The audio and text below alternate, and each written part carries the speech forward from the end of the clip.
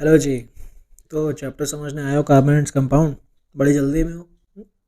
तभी one shot पे click किया। तो वीडियो स्टार्ट करने से पहले मैं आपको बता दूं, चैप्टर समझने का दो तरीके हैं। पहला मार्क्स के हिसाब से, और दूसरा डिटेल में अच्छे से समझना।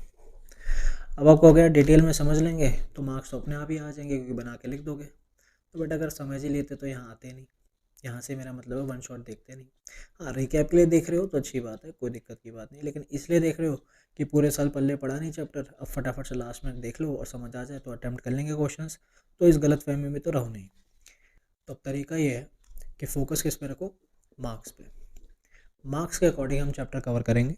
क्या क्या इंपॉर्टेंट टॉपिक्स इससे बनते हैं, क्या क्या इंपॉर्टेंट क्वेश्चन इससे बनते हैं, सारे मेन मेन टॉपिक्स हम कवर करेंगे, छोड़ेंगे कुछ नहीं। क्योंकि देखो चैप्टर जो है वो है बहुत बड़ा। एक छोटी सी वीडियो में तो आ नहीं सकता पूरा का पूरा चैप्टर। डिटेल में समझना पड़ता है इस चैप्टर को, सही अंडरस्टैंडिंग अगर चाहिए तो। लेकिन एग्ज़ाम पास हैं, फटाफट से हमें समझना भी है।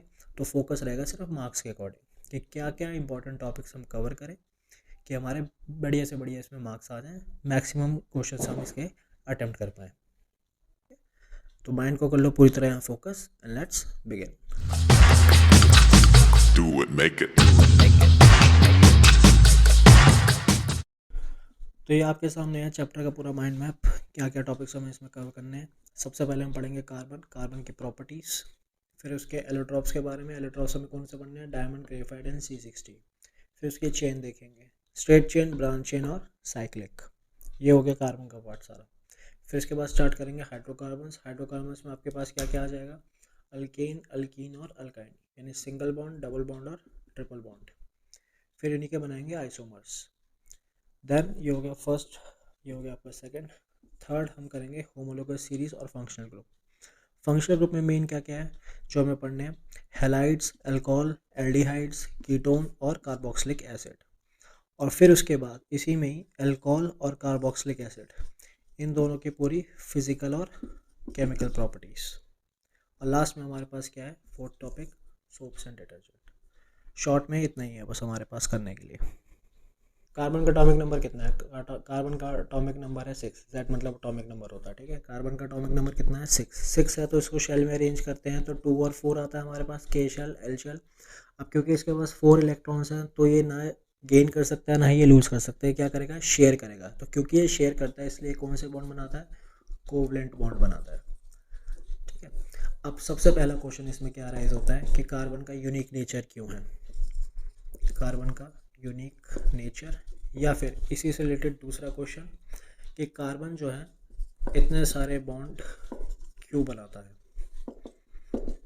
एक ही में दो क्वेश्चन हो जाएंगे, यूनिक नेचर क्या है और इतने सारे बॉन्ड क्यों बनाता है। तो आंसर है इसकी प्रॉपर्टीज़। क्या प्रॉपर्टीज़ है इसकी, पहली प्रॉपर्टी है इसकी टेट्रा वैलेंसी, और दूसरी प्रॉपर्टी है इसकी कैटिनेशन। टेट्रावेलेंसी का मतलब क्या है, टेट्रावेलेंसी का मतलब है कि इसके आउटर मोस्ट में 4 इलेक्ट्रॉन्स हैं। तो क्योंकि इसके आउटर मोस्ट में 4 इलेक्ट्रॉन्स हैं तो ये 4 डिफरेंट एटम के साथ क्या कर सकता है, शेयरिंग कर सकता है। फिर दूसरी कैटिनेशन, कैटिनेशन का मतलब होता है self linking property. Self linking property का मतलब क्या है, कार्बन खुद से ही अपना बॉन्ड बना सकता है। तो क्योंकि ये खुद से ही अपना बॉन्ड बना सकता है तो ये कितनी ही लंबी चेन इसकी बन जाती है। इसीलिए ये जो है इसके जो कंपाउंड्स मिलते हैं कार्बन के सबसे ज़्यादा मिलते हैं, और इसका यूनिक नेचर इसी वजह से है। तो दो चीज़ें कवर हो गई, यूनिक नेचर क्यों है और इतने सारे बॉन्ड क्यों बनाता है। दोनों में आंसर क्या है, टेट्रावेलेंसी और कैटिनेशन। टेट्रावेलेंसी क्या है वो आप डिफाइन करोगे, कैटिनेशन क्या है वो आप डिफाइन करोगे। टेट्रावेलेंसी मतलब आउटर मोस्ट 4 इलेक्ट्रॉन्स है तो ये शेयर कर सकता है 4 एटम्स के साथ। और कैटिनेशन मतलब self linking property, self combination property, खुद से ही खुद का बॉन्ड बना के एक लंबी चेन बना लेता है। ये हो गया फर्स्ट। सेकंड उसके बाद सिलिकॉन। अब सिलिकॉन भी 2 8 4 14 होता है इसका, भाई 4 इसके भी आ रहा है। तो सिलिकॉन के इतने बॉन्ड क्यों नहीं बन पाते जितने कार्बन के बन पाते हैं, ये भी तो टेट्रावेलेंसी शो कर रहा है। कैटिनेशन ये भी कहीं ना कहीं शो करता है, लेकिन इतने बॉन्ड नहीं बनाता जितना कार्बन बनाता है। रीज़न भी, अगर सिलिकॉन में देखो तो कितने शेल हैं, 2 8 4 यानी 3 शेल हैं। और कार्बन का अगर देखो तो कितना है, 2 और 4 2 शेल हैं। तो अगर मैं इस तरीके से बनाता हूँ, ये आपका बीच का न्यूक्लियस, ये पहला शेल, ये दूसरा शेल, ये तीसरा शेल सिलिकॉन का, और कार्बन का ये न्यूक्लियस, ये पहला शेल और ये दूसरा शेल। तो अगर आप देखो न्यूक्लियस से आउटर मोस्ट शेल का डिस्टेंस इसमें क्या है, कम है, और इसमें न्यूक्लियस से आउटर मोस्ट शेल तक का डिस्टेंस क्या है, ज़्यादा है। तो क्योंकि इसमें डिस्टेंस कम है तो न्यूक्लियर फोर्स इसमें क्या है, ज़्यादा। तो न्यूक्लियर फोर्स ज़्यादा है तो फोर्स ऑफ अट्रैक्शन क्या लगती है आउटर मोस्ट शेल पे, ज़्यादा, जिसकी वजह से वो बेटर तरीके से इलेक्ट्रॉन्स को होल्ड कर सकता है। सिलिकॉन में अगर देखो, सिलिकॉन में डिस्टेंस बढ़ गया तो न्यूक्लियर फोर्स क्या हो गया, कम हो गया। न्यूक्लियर फोर्स कम होने का मतलब क्या हो गया, फोर्स ऑफ अट्रैक्शन जो आउटर मोस्ट शेल पे है वो आपका डिक्रीज हो गया, यानी बाहरी इलेक्ट्रॉन्स को वो सही से होल्ड नहीं कर सकता। तो क्योंकि ये स्ट्रांगली होल्ड करके रख सकता है इसलिए ये खुद से खुद की चेन बना पाता है और बहुत लंबी बना पाता है। लेकिन सिलिकॉन भी क्या है, साइज़ बढ़ गया, साइज़ बढ़ने से क्या होगा, जो आउटर मोस्ट शेल में जो इलेक्ट्रॉन होंगे उसको टाइटली होल्ड नहीं कर सकता, जिसकी वजह से इतनी लंबी चेन नहीं बना पाता। समझे? तो सिलिकॉन जो है वो कैटिनेशन क्यों नहीं शो कर रहा, या लॉन्ग चेन कार्बन जितनी क्यों नहीं बना पा रहा, तो क्योंकि साइज़ में फ़र्क है। सिलिकॉन का जो साइज़ है एटम का बड़ा है, कार्बन का साइज़ जो है एटम का छोटा है। फोर्स ऑफ अट्रैक्शन ज़्यादा है, इसमें फोर्स ऑफ अट्रैक्शन कम है। होल्ड अच्छे से इलेक्ट्रॉन को कर पाएगा, इलेक्ट्रॉन को अच्छे से होल्ड नहीं कर पाएगा। क्लियर? तीसरा क्वेश्चन जो यहाँ पे आपका बनेगा वो है आपका, कार्बन C4+ या C4- क्यों नहीं बनाता, या कार्बन कैटाइन या एनाइन फॉर्मेशन क्यों नहीं शो करता। बताओ। इसका भी सेम वही रीज़न है। अब यहाँ थोड़ा ध्यान से देखो, कार्बन का एटॉमिक नंबर है 2 और 4। एटॉमिक नंबर का मतलब क्या है, प्रोटॉन्स और इलेक्ट्रॉन्स इक्वल हैं। तो 1 2 3 4 5 6 प्रोटॉन है, और अगर इसका मैं शेल बनाऊँ तो 1 और 2 शेल। ठीक है, इसमें हम 4 इलेक्ट्रॉन, 1 2 3 सॉरी 1 2 3 4 5 6 इलेक्ट्रॉन्स मैंने बाहर लगा दिए, 6 प्रोटॉन मैंने अंदर लगा दिए, पॉजिटिव, और ये सारे आपके इलेक्ट्रॉन्स हैं। अब अगर उसे C4+ बनाना है, प्लस का मतलब क्या है कि वो लूज़ करेगा, तो ये हटाएगा, ये हटाएगा, ये हटाएगा, ये हटाएगा। अब क्योंकि इसका साइज़ जो है एटम का छोटा है और फोर्स ऑफ अट्रैक्शन क्या है, ज़्यादा है, तो ये 4 इलेक्ट्रॉन्स को लूज़ नहीं कर सकता, क्योंकि ट्रेमेंडस amount of energy would be needed. यानी क्योंकि फोर्स ऑफ अट्रैक्शन बहुत ज़्यादा है तो आउटर मोस्ट में से चारों इलेक्ट्रॉन को रिमूव करने के लिए बहुत ज़्यादा अमाउंट ऑफ एनर्जी की रिक्वायरमेंट होगी, जो कि पॉसिबल नहीं हो पाता। नेक्स्ट, C4- क्यों नहीं बना पाता। अब अगर इसे माइनस बनाना है तो इट मीन्स इसको क्या करना पड़ेगा, गेन करना पड़ेगा। तो अगर इसको अब गेन करना है, यानी 4 इलेक्ट्रॉन्स क्या अगर ये ले लेता है, 4 ये पहले से थे, 1 2 3 4 इलेक्ट्रॉन्स ये और ले लेता है, तो प्रोटॉन कितने हो गए, 6। प्रोटॉन कितने हो गए, 6, और इलेक्ट्रॉन कितने हो गए अब 10। तो इसका आंसर क्या है, क्यों नहीं बना पाता, 6 proton can not hold 10 electrons. 6 proton जो हैं वो 10 इलेक्ट्रॉन को होल्ड करके नहीं रख सकते, इसीलिए ये C4- भी नहीं बनाता। तो क्लियर है C4+ और माइनस का। प्लस इसलिए नहीं बना रहा क्योंकि इसको 4 इलेक्ट्रॉन्स निकालने के लिए बहुत ज़्यादा एनर्जी देनी पड़ेगी, जो कि पॉसिबल नहीं है। C4- इसलिए नहीं बना रहा है क्योंकि 6 प्रोटॉन जो हैं वो 10 इलेक्ट्रॉन को होल्ड नहीं कर सकते। समझे बात। अब जो नेक्स्ट प्रॉपर्टी है कार्बन की वो है एलोट्रॉप्स। एलोट्रॉप्स क्या होते हैं, एलोट्रॉप्स हैं various physical form in which an element can exist. यानी एक ही एलिमेंट कितने डिफरेंट फिजिकल फॉर्म में एग्जिस्ट कर सकता है उसको बोलते हैं एलोट्रॉप्स। जैसे कि कार्बन, कार्बन जो है वो आपका डायमंड भी है, कार्बन जो है वो आपका ग्रेफाइट की में भी है। लेकिन अगर आप दोनों को देखो तो जो डायमंड है वो क्या है, आपका हार्डेस्ट नॉन एलिमेंट है, और जो ग्रेफाइट है वो क्या है, आपका सॉफ्ट एंड स्लिपरी। अब इतना फ़र्क कैसे, बने ही दोनों कार्बन से हैं लेकिन फिर भी ये सॉफ्ट और ये आपका हार्डेस्ट। तो फ़र्क आ जाता है इसके स्ट्रक्चर में। ग्रेफाइट का अगर आप स्ट्रक्चर देखो तो ये आपकी क्या है, हेक्सागोनल रिंग्स हैं, और बीच में स्पेस है, एक दूसरे के ऊपर ये स्लाइड करती हैं। लेकिन अगर आप डायमंड को देखते हो तो डायमंड क्या आपका टेट्राहेड्रल स्ट्रक्चर है, हर एक कार्बन 4 से अटैच होता है और जिसकी वजह से बहुत स्ट्रॉन्ग बॉन्ड बनता है, इसलिए ये हार्डेस्ट है। तो अगर डिफरेंस आपसे पूछ ले कि एलोट्रॉप्स में क्या फ़र्क है डायमंड और ग्रेफाइट के अंदर, तो पहला ये हार्डेस्ट है, दूसरा सॉफ्ट है। इसके अंदर जो स्ट्रक्चर है वो है आपका टेट्राहेड्रल और इसमें क्या है आपका हेक्सागोनल रिंग्स। फिर इसमें एक कार्बन फर्दर 4 कार्बन से अटैच्ड है, एक कार्बन 1 2 3 4 से अटैच है। सिमिलरली फिर एक ये वाला जो हो जाएगा ये आपको फर्दर 4 से अटैच हो जाएगा, ठीक है। हर एक कार्बन 4 से अटैच है, लेकिन इसके अंदर जो है एक कार्बन सिर्फ 3 कार्बन से अटैच्ड है।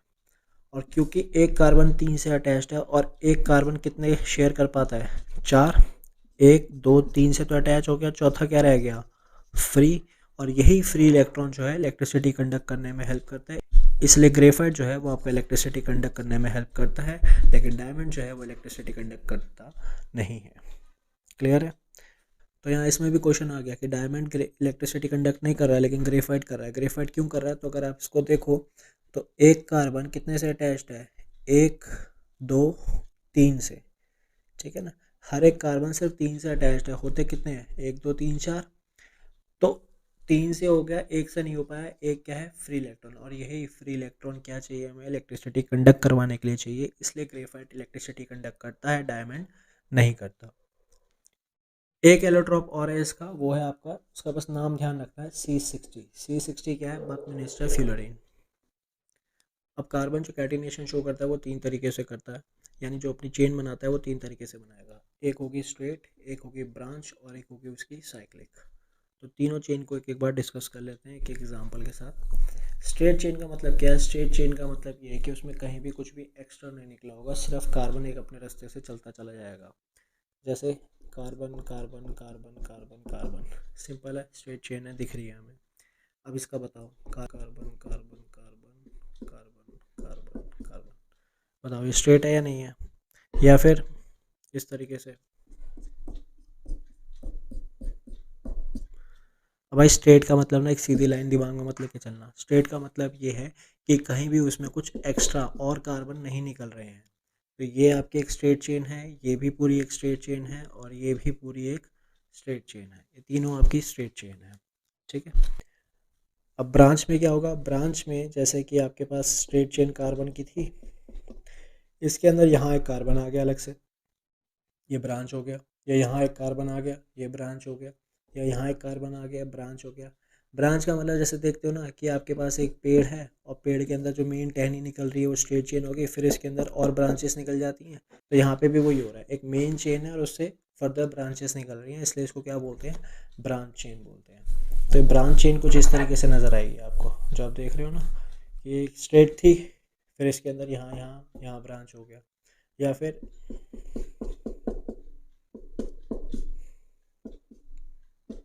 बताओ ये स्ट्रेट है या ब्रांच। अब ब्रांच तो बोलना मत, कार्बन सीधा सीधा लेके जाओ, बिल्कुल सीधा जा रहा है ना कार्बन। ब्रांच तब होता जब कहीं एक्स्ट्रा ये निकल गया, इसमें ये निकल गया, यानी स्ट्रेट के अलावा भी एक्स्ट्रा और उसमें कार्बन आ रहे हैं, तो ये ब्रांच हो गया। क्लियर है। साइक्लिक, साइक्लिक का मतलब क्या है, क्लोज्ड है। सबसे छोटी क्लोज फिगर कौन सी होती है हमारी, ट्राइंगल। तो इसमें जो सबसे छोटा मेंबर बनेगा वो आपका ये वाला बनेगा। अब दो में तो क्लोज होगा नहीं, एक में तो बिल्कुल नहीं हो सकता, तो सबसे छोटा ये हो गया आपकी ब्रांच, सबसे छोटा ये हो गया आपका साइक्लिक, ठीक है। और अगर 4 कार्बन का लेना है तो ये 4 कार्बन का साइक्लिक क्लोज है ना पूरा। 5 का लेना है, 5 का हो गया, 6 का, 7 का, ऐसे कितने बना सकते हो। तो चेन हमने देखी, चेन अब कैसे इस्तेमाल करेंगे वो हम आगे देखेंगे। अब इसके बाद हाइड्रोकार्बन देख लेते हैं एक बार फटाफट से कि हाइड्रोकार्बन क्या है। तो हाइड्रोकार्बन नाम से क्लियर है, हाइड्रो और कार्बन यानी ऐसे कंपाउंड जो हाइड्रोजन और कार्बन से मिलके बनते हैं उनको हाइड्रोकार्बन बोलते हैं। हाइड्रोकार्बन जो है आप 3 टाइप के पढ़ोगे, एक है आपके पास अल्केन, एक है आपके पास अल्कीन और एक है आपके पास अल्काइन, ठीक है। ध्यान से देखो, एन, इन, आइन। एन मतलब सिंगल बॉन्ड, इन मतलब डबल बॉन्ड, आइन मतलब ट्रिपल बॉन्ड। क्या triple bond double bond? Carbon के बीच में, कार्बन कार्बन के बीच में सिंगल बॉन्ड, कार्बन कार्बन के बीच में डबल बॉन्ड, कार्बन कार्बन के बीच में ट्रिपल बॉन्ड। क्लियर है? और ये पूरी चेन में ना एक जगह नजर आएंगे, जैसे सारे सिंगल सिंगल बॉन्ड है तो ये एक अल्केन है, लगा दिया यहाँ पे एक डबल बॉन्ड बन गया। डबल बॉन्ड का मतलब ये नहीं कि सब में डबल बॉन्ड लगा दो, एक जगह लगाना है। तो एक डबल बॉन्ड दिख रहा है पूरी चेन में तो ये क्या बन गया? अल्कीन। ट्रिपल बॉन्ड दिख रहा है तो ये क्या बन गया? अल्काइन। ट्रिपल भी एक ही जगह लगेगा, यानी कि सारे कार्बन में ट्रिपल लगा दो। ट्रिपल बॉन्ड है, अल्काइन है, इसका मतलब चेन में एक जगह है। क्लियर? तो ये हो गया आपके अल्केन, अल्कीन, अल्काइन। अब इनको और इनको मिला के हम इसका नामकरण कैसे करेंगे, कार्बन कंपाउंड्स का नॉमेनक्लेचर कैसे करेंगे वो देख लेते हैं। जैसे कि आपको दे दिया, इसका नाम बताओ। 1 2 3 4, 4 कार्बन है तो 4 कार्बन को देख लो पहले क्या है। 4 कार्बन वाला क्या होता है? ब्यूट होता है, तो हमने ब्यूट तो पहले लिख ही दिया। फिर इसके बाद सारे सिंगल सिंगल बॉन्ड है तो सिंगल बॉन्ड का हम ये उठाएंगे बस, एन, अल्क अल्क अल्क छोड़ दो, एन इन आइन पकड़ना है सिर्फ। तो 4 कार्बन यानी ब्यूट, और यहाँ से आया एन तो इसका नाम क्या बढ़ गया? ब्यूटेन। ठीक है। अगर ये 5 कार्बन हो जाते तो 5 कार्बन का मतलब क्या है? Paint, paint. और सारे सिंगल बॉन्ड है तो क्या बन गया? पेंटेन। समझे? मान लो यहाँ डबल बॉन्ड लग गया तो अब क्या बन गया ये? सबसे पहले कार्बन गिन लो, कार्बन कितने हैं? 5, 5 मतलब पेंट, तो ये हो गया हमारा पेंट। अब अगर डबल बॉन्ड आ जाएगा तो क्या हो जाएगा? इन, तो इसका नाम क्या हो गया? पेंटीन। ठीक है। अब अगर ट्रिपल बॉन्ड लग जाता, 2 कार्बन भी हटा देते हैं, चलो। अब बताओ कार्बन कितने हमारे पास? 3 कार्बन है और ट्रिपल बॉन्ड है तो 3, पहले तो कार्बन गिन लो। 3 कार्बन इसका मतलब क्या है? ये प्रॉप। और 3 बॉन्ड यानी ट्रिपल बॉन्ड यानी इन, सॉरी आइन, तो ये क्या बन गया? प्रोपाइन। अब फटाफट से इनके नेम बताओ, सोचो जल्दी से। 4 कार्बन, 4 कार्बन मतलब ब्यूट, सब में सिंगल बॉन्ड है एन। इसमें ये स्ट्रेट चेन है, ब्रांच है? ये स्ट्रेट चेन है, बिल्कुल स्ट्रेट, कोई एक्स्ट्रा ब्रांच नहीं हो रही। कार्बन कार्बन एक दूसरे से लगातार जुड़े हुए हैं। तो टोटल कार्बन कितने हो गए? 1 2 3 4 5 6, 6 मतलब हेक्स, सारे सिंगल बॉन्ड यानी हेक्सेन। अब ये भी स्ट्रेट चेन है, वर्टिकल है तो क्या हो गया? है स्ट्रेट। कितने कार्बन है? 3, 3 मतलब प्रॉप, और सारे सिंगल बॉन्ड है तो ये हो गया एन यानी प्रोपेन। अब इनके नेम बताओ फटाफट से। कितने कार्बन है? पहले कार्बन गिनो हमेशा। 1 2 3 4, 4 कार्बन यानी ब्यूट। क्या सब में सिंगल बॉन्ड है? नहीं, एक जगह डबल आ गया, तो कहीं एक मिनिमम भी डबल आ गया तो क्या बन गया? ये इन यानी ये है ब्यूटीन। कितने कार्बन है? 2, 2 कार्बन वाला कौन है? एथ। कितने बीच में बॉन्ड है? ट्रिपल बॉन्ड है, ट्रिपल बॉन्ड मतलब आइन, तो ये हो गया इथाइन। कितने कार्बन है? 1 2 3 4 5, तो 5 कार्बन यानी पेंट। सिंगल है, डबल है, ट्रिपल है? डबल बॉन्ड है, एक ही है मिनिमम, कोई दिक्कत नहीं है। एक डबल बॉन्ड है, इसका मतलब ये क्या है? इन, ये है पेंटीन। ये थे स्ट्रेट चेन के सारे नॉमेनक्लेचर। आपको ध्यान रखना है सबसे पहले कितने कार्बन है और उसके बाद सिंगल बॉन्ड है, डबल बॉन्ड है, ट्रिपल बॉन्ड है। ये तो हो गया कि स्ट्रक्चर देख के आपने इसका फॉर्मूला बता दिया। अब अगर फॉर्मूला दे रखा है तो स्ट्रक्चर कैसे बनाओगे? ठीक है। या फिर हम ये कैसे पहचानेंगे कौन सा अल्केन है, कौन सा अल्कीन है, कौन सा अल्काइन है, अगर फॉर्मूला दे रखा है तो उसके लिए हमारे पास है general formula. General formula of alkane हमारे पास है CnH2n+2। अल्कीन का हमारे पास है CnH2n, और अल्काइन का हमारे पास है CnH2n-2। अब अगर ध्यान से देखो तो सब में क्या है? CnH2n, CnH2n, CnH2n। इसका मतलब क्या है? यानी कार्बन जितना भी होगा हाइड्रोजन को उतना डबल कर दो। जैसे फॉर एग्जांपल ये आपके पास है C4H10। अब कार्बन है 4, H10 को करो इग्नोर, 4 का डबल कितना हो गया? 8, यानी C4H8। सब में डबल तो कर दो, चाहे आपसे अल्केन पूछे, अल्कीन पूछे, अल्काइन पूछे, जितने भी कार्बन है पहले हाइड्रोजन को उसका डबल कर दो, यानी C4H8। अब जो दे रखा है 10 दे रखा है कितना हमारे पास? 8, तो इसमें 2 हमने ऐड किया है उतना ही रख दिया, या 2 हमने माइनस किया है? कि देखो तो यहाँ पे डबल करने के बाद एक में 2 ऐड किया है, एक में वैसे ही छोड़ दिया, और एक में हमने 2 माइनस किया है। तो ये 8 है और यहाँ पे 10 है, तो हमने क्या किया है, +2 किया है ना। तो क्योंकि हमने +2 किया तो ये कौन सा हो गया, ये अल्केन हो गया। तो हमें ये तो पता चल गया ये क्या है, एक अल्केन है। अल्क नहीं लगाना होता है, Ane9 लगाना होता है। तो ये अल्केन है। कार्बन कितने हैं, 4 4 कार्बन यानी ब्यूट, तो इसका नाम क्या हो गया, ब्यूटेन। एक और एग्जांपल देख लेते हैं। अब जैसे ये है C5H12, तो सबसे पहले क्या करेंगे, कार्बन जितना भी है हाइड्रोजन को उतना डबल कर दो। तो C5 का डबल कितना हो गया, 10। अब देखो कि क्या है, 12 है, तो क्या हमने 2 ऐड किया है, 2 माइनस किया है, या उतना ही छोड़ दिया। तो हमने 2 ऐड किया है, तो ऐड किया है, तो ये भी क्या है आपका, एन है। और कितने कार्बन है, 5, तो ये हो गया आपका पेंटेन। अब इसमें देखो, जैसे कि C5H10, कार्बन जितने हैं पहले डबल कर दो। C5 का डबल क्या होता है, 10, तो ये हमारे पास C5H10। अब जो हमारे पास था ये क्या, इसमें हमने 2 ऐड किया है, 2 माइनस किया है, वैसे ही छोड़ दिया। तो यार ये तो वैसे ही छोड़ दिया, सीधा सीधा डबल करके ही आंसर आ गया हमारा। तो डबल करके ही आ गया, कुछ नहीं ऐड किया माइनस किया, तो कौन सा, ये ईन है। तो ये हो गया ईन, और 5 कार्बन है तो पेंटीन। समझे। ऐसे ही मान लो अगर आपको दे रखा है C3H6, ये बताओ कौन सा है, अल्केन, अल्कीन या अल्काइन। सबसे पहले कार्बन जितना है उसको डबल कर दो।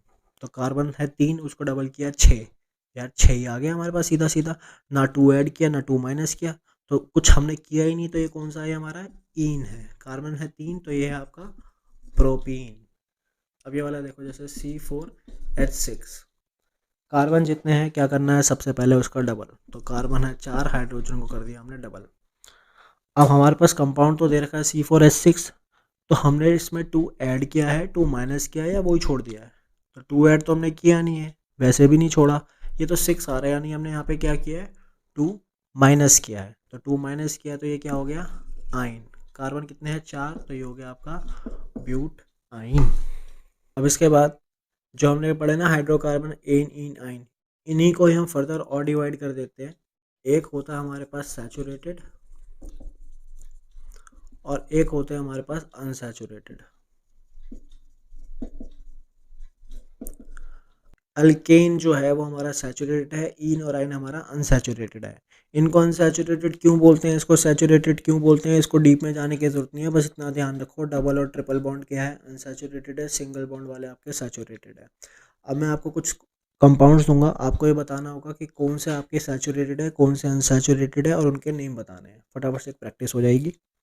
अब ये सारे आपके सामने कंपाउंड है, आपको बताना है कौन सा सैचुरेटेड है, कौन सा अनसैचुरेटेड है, प्लस इनके नेम क्या होंगे। तो एक एक को पिक करते हैं और देखते हैं। जैसे कि ये आपके पास C4H8 है। सबसे पहले हमें ये बताना है सैचुरेटेड या अनसैचुरेटेड, या फिर अल्केन, एल्कीन, एल्काइन ना। तो कार्बन को डबल करो और बस ये देखो कि 2 ऐड किया है, वैसे ही छोड़ दिया है, या 2 माइनस किया है।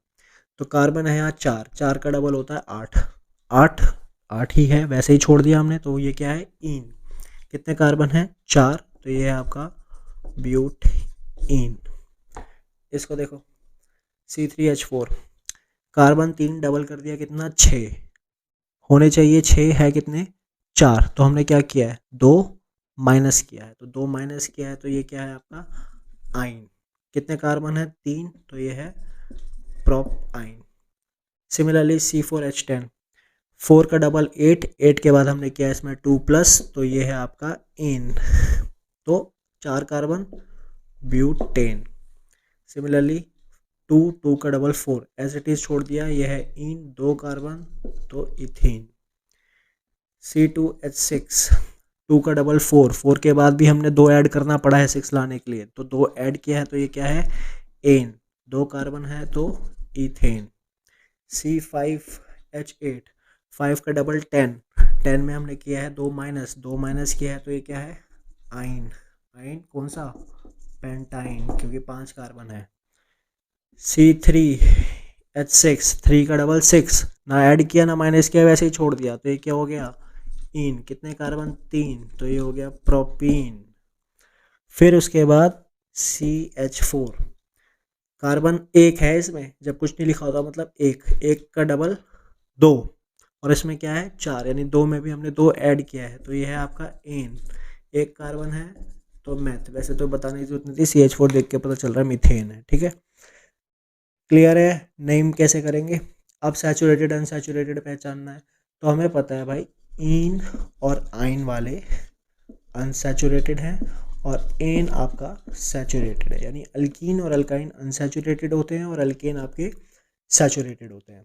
तो फटाफट से पहचान लो, यहाँ पे है आइन अनसैचुरेटेड, इन अनसैचुरेटेड, एन सैचुरेटेड, आइन अनसैचुरेटेड, एन सैचुरेटेड, इन अनसैचुरेटेड, फिर से इन अनसैचुरेटेड। इस तरीके से आप पहचान लेंगे इस चीज़ को। क्लियर है वाला टॉपिक? अब आपके सामने 3 कंपाउंड है, अब हमें क्या करना है, इन कंपाउंड का स्ट्रक्चर बनाना है। पहले नेमिंग करते हैं फिर स्ट्रक्चर। नेमिंग तो यार अब आप करो अपने आप, ठीक है, हम सीधा स्ट्रक्चर पे आते हैं। C3H8 कैसे बनाएंगे इसको? C3H8 का नेम है हमारे पास प्रोपेन, ये डबल करके वैसे ही छोड़ रखा है प्रोपीन, डबल करके 2 माइनस कर रखा है प्रोपाइन। अब ये बनेंगे कैसे? तो बनेंगे ऐसे, प्रोप का मतलब पहले तो 3 कार्बन बना दो, एन है इसका मतलब सारे सिंगल बॉन्ड रहेंगे, और हमें पता है कि एक कार्बन कितने बॉन्ड बनाता है, 4। तो इस कार्बन का एक बॉन्ड यहाँ बन चुका है, 1 2 3 हो गए 4। इस कार्बन के 2 बन चुके हैं, 1 और 2। इस कार्बन का एक बन चुका है, 1 2 3। अब ये बाकी जुड़ेंगे किसके साथ? जुड़ेंगे हाइड्रोजन के साथ, H H H। तो ये आपके सामने तैयार हो गया C3H8। सिमिलरली बनाते हैं प्रोपीन, ठीक है, 3 कार्बन बना दो। इन है, इन मतलब डबल बॉन्ड, तो डबल बॉन्ड हम यहाँ लगा देते हैं, एक जगह लगाना है, ठीक है। एक कार्बन 4 बनाता है, 2 ये बना चुका है, 3 4। एक कार्बन 4 बनाता है, 1 2 3 बना चुका है, 4। एक कार्बन 4 बनाता है, 1 बना चुका है, 1 2 3। अब हाइड्रोजन लगा दो, hydrogen hydrogen hydrogen hydrogen hydrogen hydrogen, तो ये बन गया आपका C3H6। नेक्स्ट C3H4 यानी प्रोपाइन। प्रोपाइन का मतलब क्या हो गया? प्रोप मतलब वही 3 कार्बन, आइन मतलब ट्रिपल बॉन्ड, तो पहले हम बना देते हैं ट्रिपल बॉन्ड। अब एक कार्बन 4 बनाता है, तो 3 हो चुके हैं, चौथा यहाँ बन जाएगा। इस कार्बन के 3 और 1 4 हो गए हैं, तो यहाँ पे कहीं H नहीं आएगा, कहीं एक्स्ट्रा नहीं बनेगा, 4 हो गए। इस कार्बन का 1 ही हुआ है, तो 1 2 3। अब यहाँ लगा दो हाइड्रोजन, बन गया C3H4 प्रोपाइन। अब आपके सामने ये ब्रांच चेन है, अब इसका नॉमेनक्लेचर हमें करना है, नामकरण करना है। कैसे करेंगे? 2 तरीके हैं। सबसे पहले हमें इसमें देखनी है लॉन्गेस्ट चेन, यानी बिना टूटे फूटे मुड़े जुड़े सबसे सीधी चेन, यानी जिसमें मैक्सिमम नंबर ऑफ कार्बन आ सके। तो एक तरीका तो ये है और एक है ये। यहाँ से भी अगर देखते हो तो 1 2 3 4, और यहाँ से भी देखते हो तो 1 2 3 4। तो ये क्यों लेना, हम सीधी सीधी वाली चेन ले लेते हैं इस तरीके की। तो ये कुछ इस तरीके से हमें दिख रहा है, स्ट्रेट चेन, और यहाँ एक ब्रांच निकली हुई है। तो सबसे पहले जो लॉन्गेस्ट चेन थी उसका हम नाम दे देते हैं। कितने कार्बन है उसमें? 4 कार्बन है, और सारे सिंगल बॉन्ड वाले हैं, तो 4 कार्बन मतलब ब्यूट, और सारे सिंगल बॉन्ड है तो एन। तो भाई चेन का लॉन्गेस्ट चेन का नाम तो हमारे पास आ गया ब्यूटेन। अब ये क्या बोला है, यहाँ पे एक कार्बन दे दिया, तो जो भी ब्रांच होगी हमें उसको सबसे छोटा नंबर देना है। अगर मैं यहाँ से काउंट करना स्टार्ट करता हूँ तो 1 2 3 4, 1 2 3 4, कितने कार्बन आ रहे हैं? इसका क्या नंबर आ रहा है? 3rd। और यहाँ से काउंट करता हूँ तो 1 2 3 4। चेन आपकी ओपन है, आप यहाँ से काउंट कर सकते हो, यहाँ से काउंट कर सकते हो, वो आपकी मर्जी है। बस कोशिश हमें ये करनी है कि जो भी आपका एक्स्ट्रा ग्रुप दे रखा है उसको सबसे छोटा नंबर मिले। तो यहाँ से काउंट करूँगा तो 3 आएगा, यहाँ से काउंट करूँगा तो 2 आएगा, तो मैं 2 वाला लूँगा। तो एक हमने मेन चेन का नाम बताया। अब हमें यह बताना है कौन से नंबर पे क्या जुड़ा है, समझे? तो नंबर क्या है? 2, तो 2 मैं लिख देता हूँ। अब हमें पता चल गया कौन से कार्बन पे जुड़ा हुआ है, दूसरे कार्बन पे जुड़ा हुआ है कोई, तो वो कोई क्या जुड़ा हुआ है? एक कार्बन है, एक कार्बन यानी मिथाइल, मिथाइल ग्रुप जुड़ा हुआ है। अभी आइल क्या है ये सोच रहे होगे, तो आइल यार ये सारे होते हैं अल्काइल ग्रुप। अल्काइल ग्रुप क्या है? कोई भी अल्केन है उसमें से एक हाइड्रोजन को हटा दो, जैसे CH4 है मीथेन, एक हाइड्रोजन हटा दोगे बन जाएगा CH3। C2H6 है अल्केन, इसमें से एक हाइड्रोजन हटा दोगे C2H5, ये बन जाएगा अल्काइल। ऐसे ही सो ऑन, ठीक है ना? तो पूरी अल्केन में से हम एक हाइड्रोजन हटा देंगे तो वो आपका क्या बन जाएगा, अल्काइल। अब एक क्यों हटाते हैं उसका भी लॉजिक है, लेकिन डिटेल में नहीं जाना हमें, बस अभी ऊपर ऊपर से देखना है कि मेन क्या है। तो अल्काइल समझ गए, अल्केन में से एक हमने हटा दिया तो वो अल्काइल बन गया। तो एक वाले को तो मेथ ही बोलते हैं। अब मिथेन तो लिखेंगे नहीं क्योंकि ब्रांच है, तो ब्रांच के लिए हम क्या यूज़ करेंगे, आइल, यानी क्या बन जाएगा, मिथाइल। कौन से नंबर पे क्या जुड़ा हुआ है, दूसरे नंबर पे मिथाइल ग्रुप जुड़ा हुआ है ब्यूटेन की चेन में, इसलिए इसका नाम क्या हो गया, 2 मिथाइल ब्यूटेन। दूसरा एग्जांपल लो। अब इसके अंदर देखो, सबसे पहले लॉन्ग चेन आइडेंटिफाई करनी है। तो अगर मैं यहाँ से काउंट करता हूँ, इस सीधी वाली को देखता हूँ तो 1 2 3 4 5 कार्बन, और अगर यहाँ से देखता हूँ तो 1 2 3 4, यहाँ से देखता हूँ तो 1 2 3 4, यहाँ से 4 कार्बन आ रहे हैं, यहाँ से 4 कार्बन आ रहे हैं, और यहाँ से 5 आ रहे हैं। तो कौन सी चेन कंसिडर करूँगा मैं, लंबी वाली, जिसमें मैक्सिमम नंबर ऑफ कार्बन आपके कवर हो जाए। तो 5 चेन। तो सबसे पहले तो इसको नाम दे देते हैं, 5 कार्बन है, सारे सिंगल बॉन्ड है, तो ये हो गया पेंट एन, आधा काम हो गया। अब हमें बताना है कौन से नंबर पे क्या जुड़ा है। अब इसको हमें देनी है नंबरिंग। तो नंबरिंग तो भाई सबसे छोटी देनी है। यहाँ से काउंट करता हो तो 1 2 3 4 5, और यहाँ से काउंट करता हो तो 1 2 3 4 5। अब दोनों तरफ जहाँ से भी काउंट करो क्या नंबर आ रहा है इसका, 3, यानी तीसरे कार्बन पे जुड़ा हुआ है, तो नंबर भी हमें मिल गया तीसरा, थर्ड। क्या जुड़ा है, एक कार्बन है, तो मैं इसको मिथेन बोलूँ या मिथाइल बोलूँ। ये अल्केन नहीं है, इंडिपेंडेंट नहीं है, चेन में जुड़ा हुआ है। तो क्योंकि चेन में जुड़ा है तो एन का आइल हो जाएगा। तो एक कार्बन जो मीथेन समझ रहे हो वो क्या हो जाएगा, मिथाइल। तो ये हो गया 3 मिथाइल पेंटेन, यानी तीसरे नंबर पे मिथाइल ग्रुप जुड़ा है पेंटेन की चेन में, 3 मिथाइल पेंटेन। ओहो, अब इसको देखो ज़रा, इसका नेमिंग करो। वही तरीका अपनाएंगे, सबसे पहले लॉन्गेस्ट चेन देखते हैं। यहाँ से देखता हूँ 4 कार्बन, यहाँ से देखता हूँ 4 कार्बन, यहाँ से देखता हूँ 5 कार्बन, और ये स्ट्रेट वाली भी कितनी है, 5 है। तो टेढ़ी मेढ़ी क्यों लेनी, सीधा स्ट्रेट वाली ले लेते हैं, टेढ़ी मेढ़ी में खामा का कन्फ्यूज़ होते रहेंगे। तो हम क्या करते हैं, ये वाली ले ली हमने, 5 कार्बन वाली स्ट्रेट चेन, ठीक है। तो 5 कार्बन है, सारे सिंगल बॉन्ड है, तो पहला तो हमें चेन का ही नाम दे दिया पेंटेन। अब कौन से नंबर पे क्या जुड़ा है, अब तो यहाँ दो दो चीज़ें जुड़ी हुई लग रही हैं, तो नंबर पहले देने की कोशिश करते हैं। यहाँ से काउंट करता हूँ तो 1 2 3 4 5, और यहाँ से काउंट करता हूँ तो 1 2 3 4 5। क्या करना है हमें, बड़ा नंबर देना है, छोटा, हमें देना है सबसे छोटा नंबर। तो अगर मैं यहाँ से काउंटिंग स्टार्ट करूँगा तो एक मेरा तीसरे नंबर पे और एक मेरा चौथे नंबर पे है, कॉम्बिनेशन क्या है 3 और 4 का। और अगर मैं यहाँ से काउंट करता हूँ तो एक मेरा दूसरे नंबर पे और एक मेरा तीसरे नंबर पे। तो हमें देना है सबसे छोटा नंबर, इसलिए काउंटिंग कहाँ से स्टार्ट करूँगा, यहाँ से, ठीक है। तो अब कौन से नंबर पे क्या जुड़ा है, तो क्योंकि यहाँ पे दो चीज़ें हैं तो हम 2 नंबर देंगे, और दोनों को इंडिविजुअल रैंक देंगे, दोनों का अपना इंडिविजुअल रोल नंबर रहेगा, अपना नंबर रहेगा। पहला दूसरे नंबर पे जुड़ा है, दूसरा जो है तीसरे नंबर पे जुड़ा है, तो दोनों को हमने नंबर दे दिए 2 और 3। क्या क्या जुड़ा है, एक कार्बन यहाँ पर है, एक कार्बन यहाँ पर है, तो इसका मतलब ये नहीं है कि 2 कार्बन को एथ लिख दोगे, इंडिविजुअलिटी रहेगी। यहाँ पे एक कार्बन है तो ये भी मिथाइल है, यहाँ पे एक कार्बन है तो ये भी मिथाइल है, समझे। तो कितने मिथाइल है हमारे पास, 2 मिथाइल है, 2 के लिए हम क्या यूज़ करेंगे, डाई, और ये हो जाएगा मिथाइल। तो अब इसका मतलब क्या हो गया, दूसरे नंबर पे और तीसरे नंबर पे 2 मिथाइल ग्रुप है, डाई मिथाइल है पेंटेन की चेन में, तो इसका नाम क्या है, 2,3 डाई मिथाइल पेंटेन। इसका कोशिश करो, लॉन्ग चेन आइडेंटिफाई करो, यहाँ से 4 कार्बन, यहाँ से 4 कार्बन, यहाँ से 4 कार्बन। तो टेढ़ी मेढ़ी लेना पसंद करोगे, सीधी सीधी, सीधी ले लेते हैं। 1 2 3 4 कार्बन स्ट्रेट चेन हमारे पास दे रखी है, 4 कार्बन सारे सिंगल बॉन्ड, यानी ब्यूटेन। कौन से नंबर पे क्या जुड़ा है, देखते ही पता चल रहा है कि दो चीज़ें जुड़ी हुई हैं। नंबर क्या दें, 1 2 3 4, यहाँ पे आएगा तीसरा नंबर, और 1 2 3 4 यहाँ पे आएगा दूसरा नंबर, तो हम देंगे 2। अब क्या सिर्फ 2 ही लिखूँ मैं, ग्रुप तो मेरे पास 2 हैं और दोनों के दोनों ही 2 पे हैं, तो हर किसी को इंडिविजुअल नंबर देना है। तो अब मैं लिखूँगा 2 2, यानी दूसरे नंबर पे क्या है, 2 मिथाइल ग्रुप है, 2 मिथाइल का क्या हो जाएगा, डाई मिथाइल। तो यानी इसका नाम क्या हो गया, 2 2 डाई मिथाइल ब्यूटेन। कहने का मतलब दूसरे नंबर पे दोनों मिथाइल ग्रुप जुड़े हैं ब्यूटेन की चेन में। क्लियर।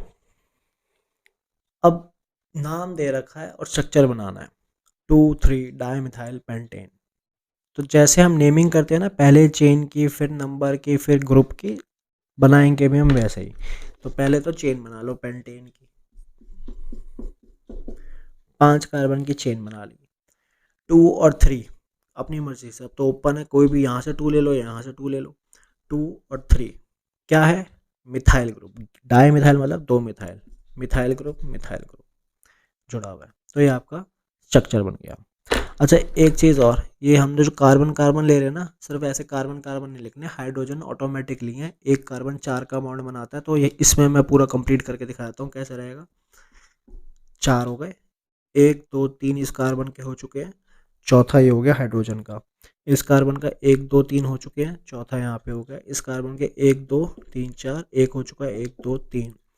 एक कार्बन 4 बनाता है, एक हो चुका है, 1 2 3, 1 2 3। ठीक है, तो ये देखने में ना कुछ ऐसा नज़र आएगा, CH3 CH CH CH2 CH3, और यहाँ पे आपके पास है CH3, और यहाँ पे आपके पास है CH3। ये है पूरा का पूरा, समझे? तो अगर ऐसे भी अगर दे रखा है ना, तो बेशक से रफ में बिना हाइड्रोजन के ऐसे बना लेना, ताकि कन्फ्यूजन ना हो। क्योंकि हाइड्रोजन से कन्फ्यूजन हो जाती है कि इतने हाइड्रोजन देख रहे हैं, मेन हमें कार्बन पे फोकस करना है। तो हाइड्रोजन हटा दोगे तो अपने आप ऐसे आ जाएगा, नेमिंग करने में आसानी हो जाएगी। ये हैं आपके साइक्लिक। स्ट्रेट चेन हो गए, ब्रांच चेन हो गए। साइक्लिक अब देख लो, साइक्लिक के अंदर सबसे मिनिमम छोटी जो साइकिल बनेगी, यानी क्लोज जो आपका एंड बनेगा, वो 3 कार्बन का बनेगा। क्योंकि 2 में कंप्लीट सर्कल, एक कंप्लीट साइकिल नहीं हो सकती, एक में नहीं हो सकती। तो क्या होगा इसमें? 3 कार्बन का होगा। ठीक है ना? तो 3 कार्बन यानी नेमिंग सब सेम रहेगी। 3 कार्बन यानी ये है प्रोप, सिंगल बॉन्ड है यानी प्रोपेन, बस पहले क्या लग जाएगा? साइक्लो। ये 4 carbon single bond butane, cyclobutane. 5 carbon single bond pentane, cyclopentane. 6 carbon सारे single bond hexane, cyclohexane. Hydrogen automatically, ये ध्यान रखना, एक कार्बन 4 बनाता है, 2 बना चुका है, 2 हाइड्रोजन, 2 बना चुका है, 2 हाइड्रोजन, 2 बना चुका है, हाइड्रोजन हाइड्रोजन हाइड्रोजन हाइड्रोजन। ये इसका कंप्लीट स्ट्रक्चर बनेगा। कार्बन बना के मत छोड़ाना, कार्बन फिलहाल सिर्फ समझाने के लिए बता रहा हूँ, बनेगा हाइड्रोजन के साथ पूरा। क्लियर। अब इसी के अंदर ही अगर आपको डबल बॉन्ड का बनाना हो, तो यहाँ लगा दिया डबल बॉन्ड, तो ये क्या बन गया? Cyclopropene, cyclobutene, cyclopentene, cyclohexene. सब कुछ सेम रहना है, बस हाइड्रोजन का ध्यान रखना। अब जैसे 2 बॉन्ड यहाँ पे आपने ले लिए इन के, एक ये हो गया, 3 हो गए ना इस कार्बन के, तो हाइड्रोजन कितना रहेगा? सिर्फ 1 रहेगा। 2 और 1 3 हो गए, तो यहाँ पे भी हाइड्रोजन कितना रहेगा? 1 रहेगा। फिर यहाँ पे 2 2 2 2। तो हाइड्रोजन का बस ध्यान रखना है, बाकी तरीका वही रहना है। अब जो सामने दे रखे हैं, ज़रा इनके नेम बता पाओगे? जैसे कि पहला 5 कार्बन स्ट्रेट चेन है, ये हो गया आपका पेंटेन। इसके अंदर 4 कार्बन की स्ट्रेट चेन है और एक ब्रांच है, तो ये हो गया आपका ब्यूटेन। कौन से नंबर पे कितना ब्रांच है? दूसरे नंबर पे मिथाइल ग्रुप है, ये है आपका 2 मिथाइल ब्यूटेन। इसके अंदर 3 कार्बन है स्ट्रेट चेन में, प्रोपेन, और दूसरे नंबर पे 2 चीज़ें अटैच्ड है, यानी 2 डाई मिथाइल प्रोपेन।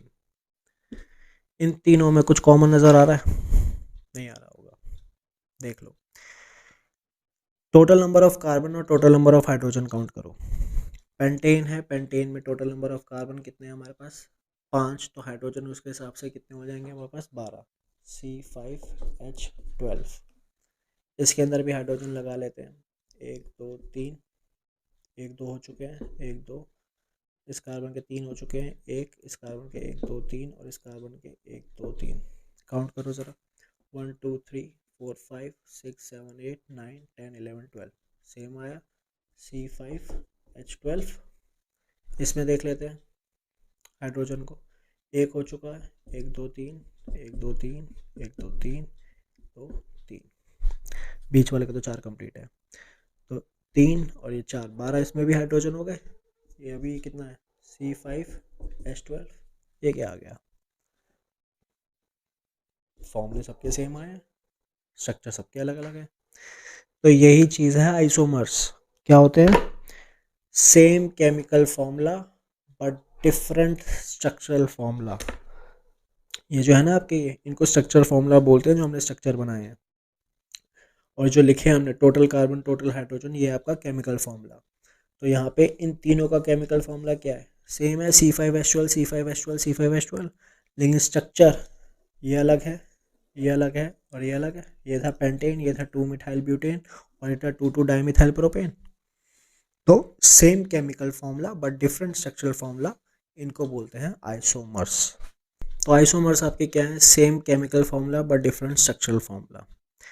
आइसोमर्स में हम दो नेम दे लेके चलेंगे, एक होगा आपका आयुपैक नेम। आयुपैक का मतलब क्या है, international union of pure and applied chemistry, यानी ये वो नाम होंगे जो स्ट्रक्चर देख के हम पहचान लेते हैं। जैसे हमने बताया 2 methyl butane, 3 methyl butane, 2 dimethyl propane, ये होता है स्ट्रक्चर देख के नाम बताने वाले।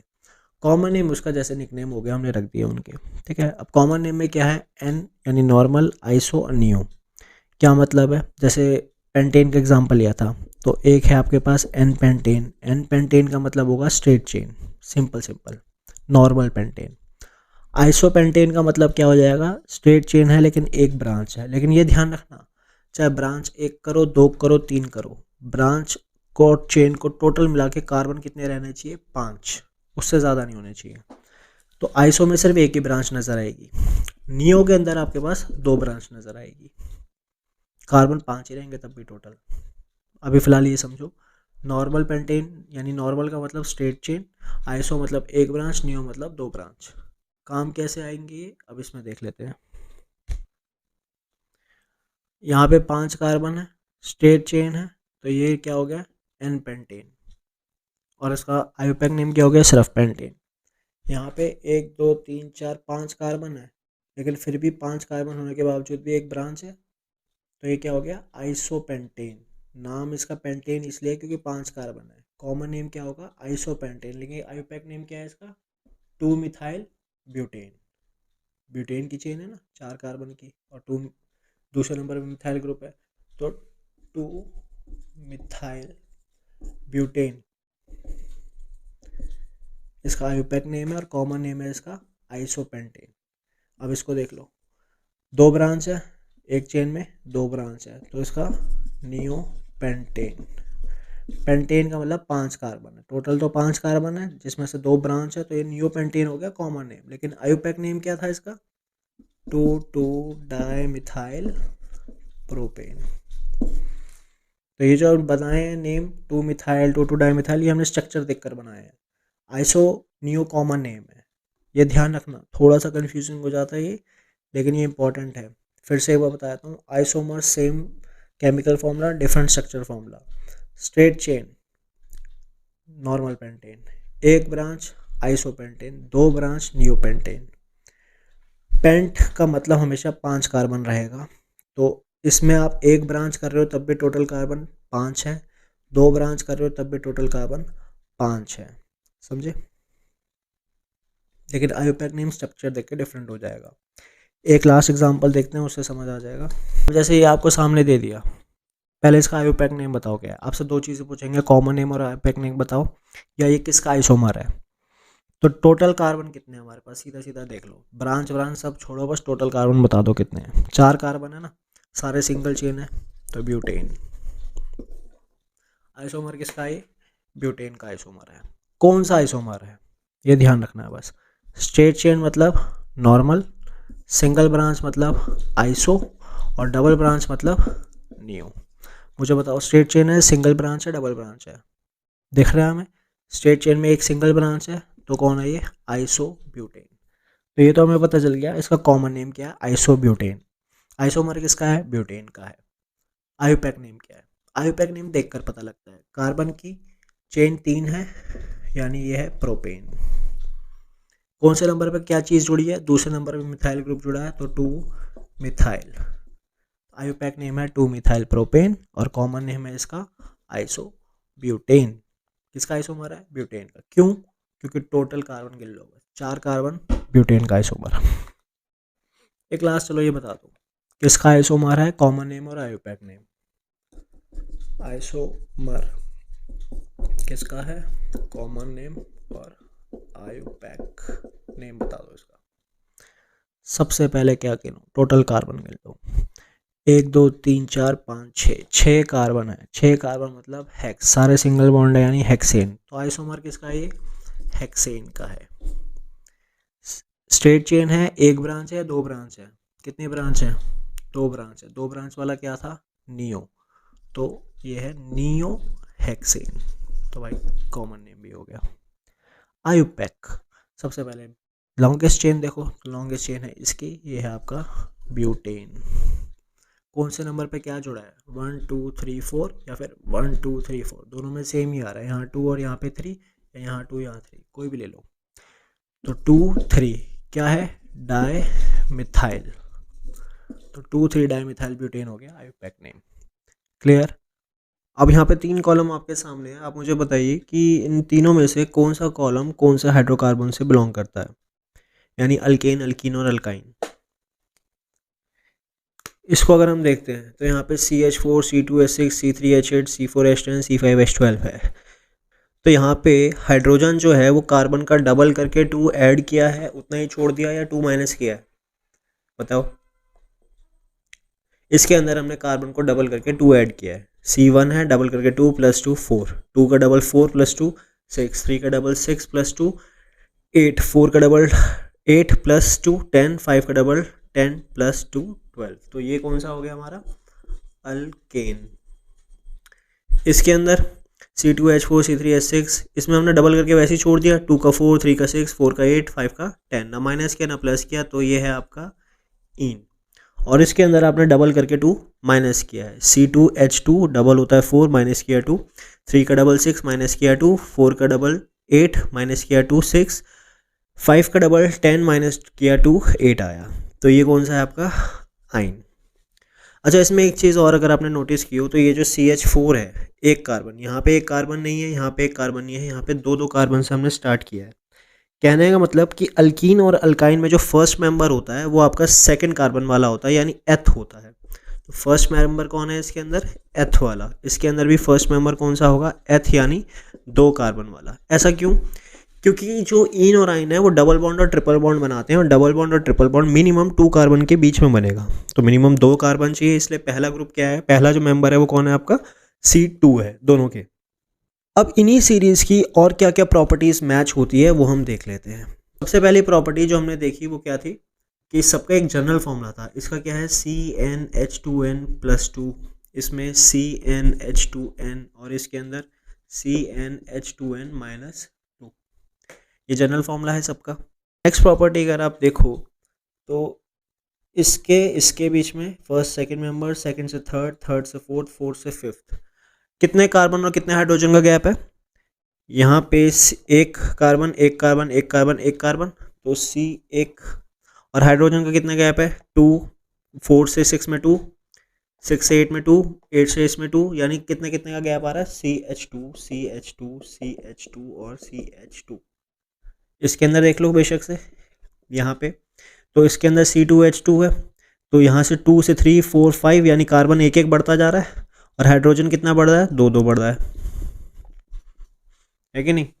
तो सेकंड प्रॉपर्टी इसके अंदर हमारे पास ये है कि जो सक्सेसिव मेंबर होता है एक ही सीरीज़ का, ये एक सीरीज़ है, ये एक सीरीज़ है, ये एक सीरीज़ है, इन आइन की सीरीज़ है, तो पर्टिकुलर इस सीरीज़ में, पर्टिकुलर इस सीरीज़ में और पर्टिकुलर इस सीरीज़ के अंदर जो नेक्स्ट मेंबर होगा, सक्सेसिव मेंबर होगा, इस 2 का 3, 3 का 4, 5 का 6, उसमें कितने कार्बन और हाइड्रोजन का गैप होगा, CH2, चाहे वो इन है, चाहे वो इन है, चाहे वो आइन है, या कोई और फंक्शनल ग्रुप उसके साथ लगा हुआ है, सब में कितने का गैप होगा, CH2 का। तो सेकंड प्रॉपर्टी हमारे पास क्या आ गई, गैप कितने का है, CH2 का।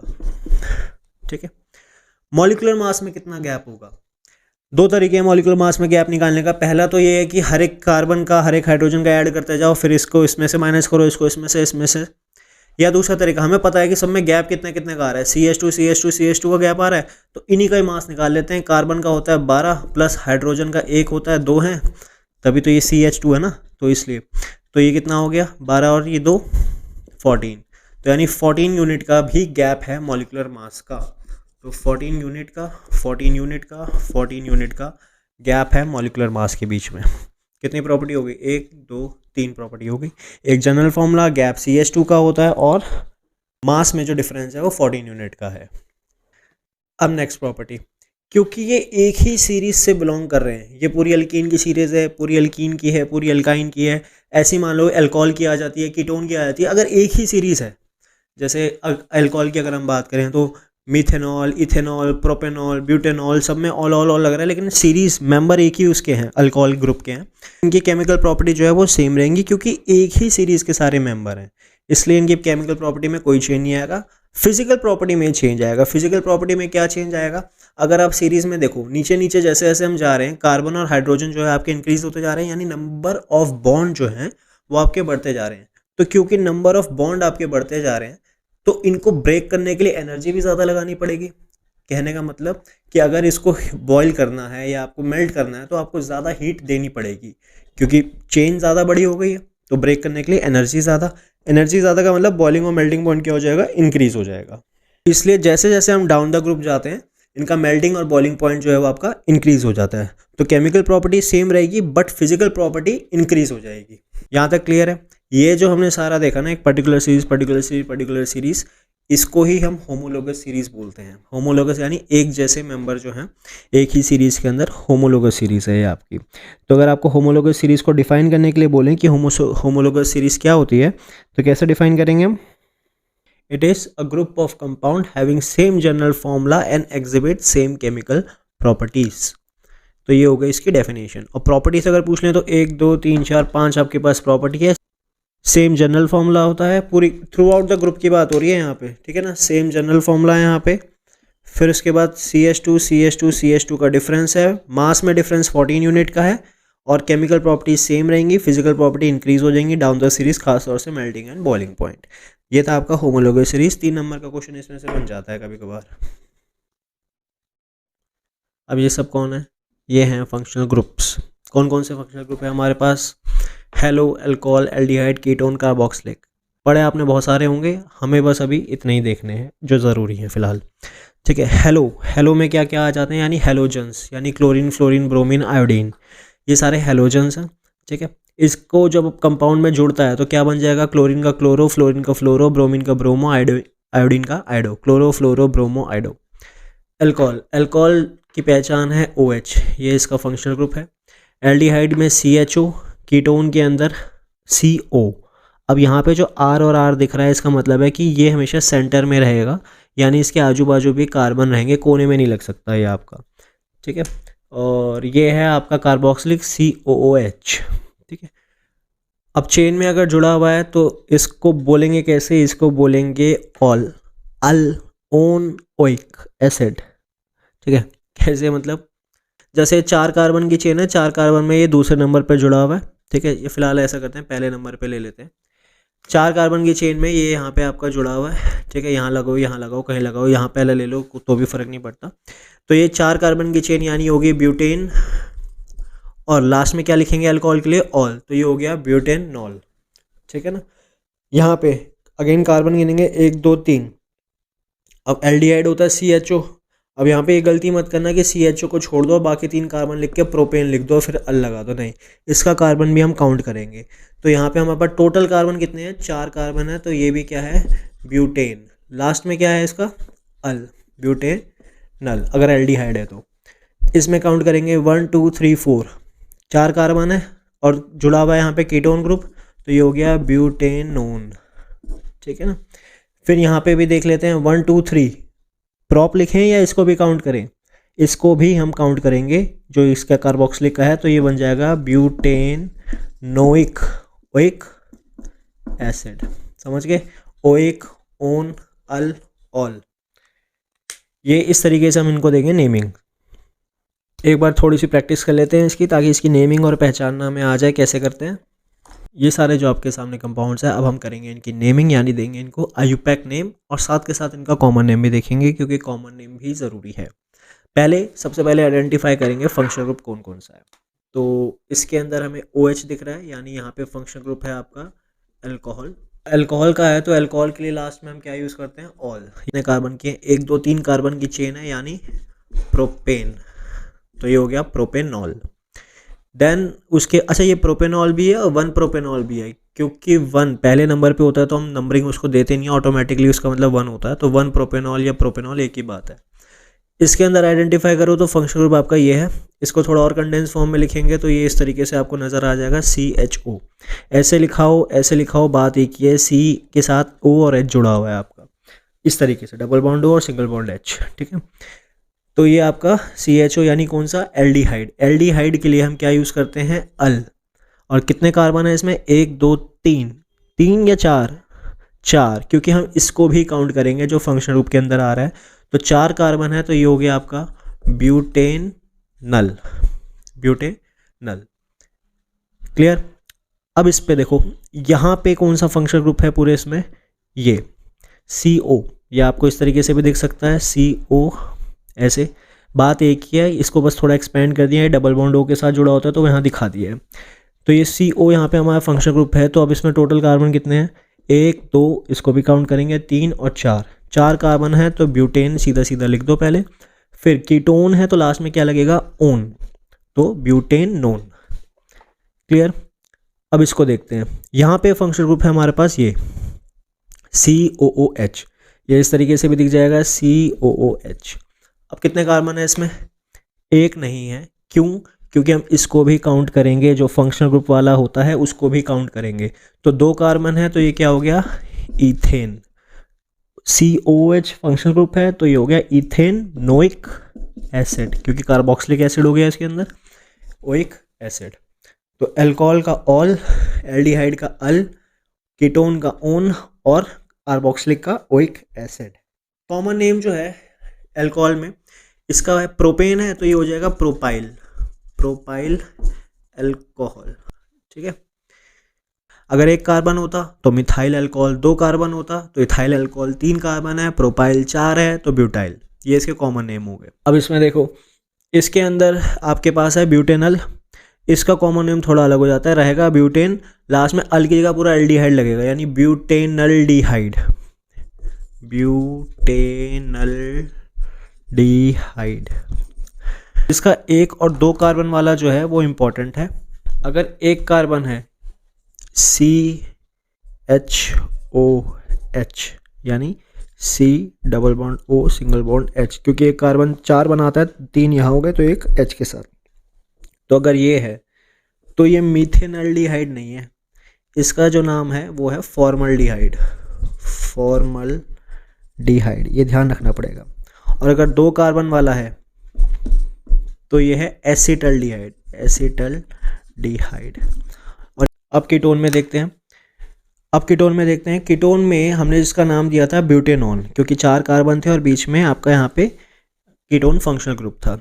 कॉमन नेम कैसे देंगे, कॉमन नेम देंगे, बीच वाले को आप इग्नोर करो, इसके साथ में और इसके साथ में कितने कार्बन है ये देखो, लेफ्ट में इसके 2 कार्बन है यहाँ पे, तो 2 कार्बन वाला हो गया आपका इथाइल, और इसके राइट में यहाँ पे 1 कार्बन है तो ये हो गया मिथाइल।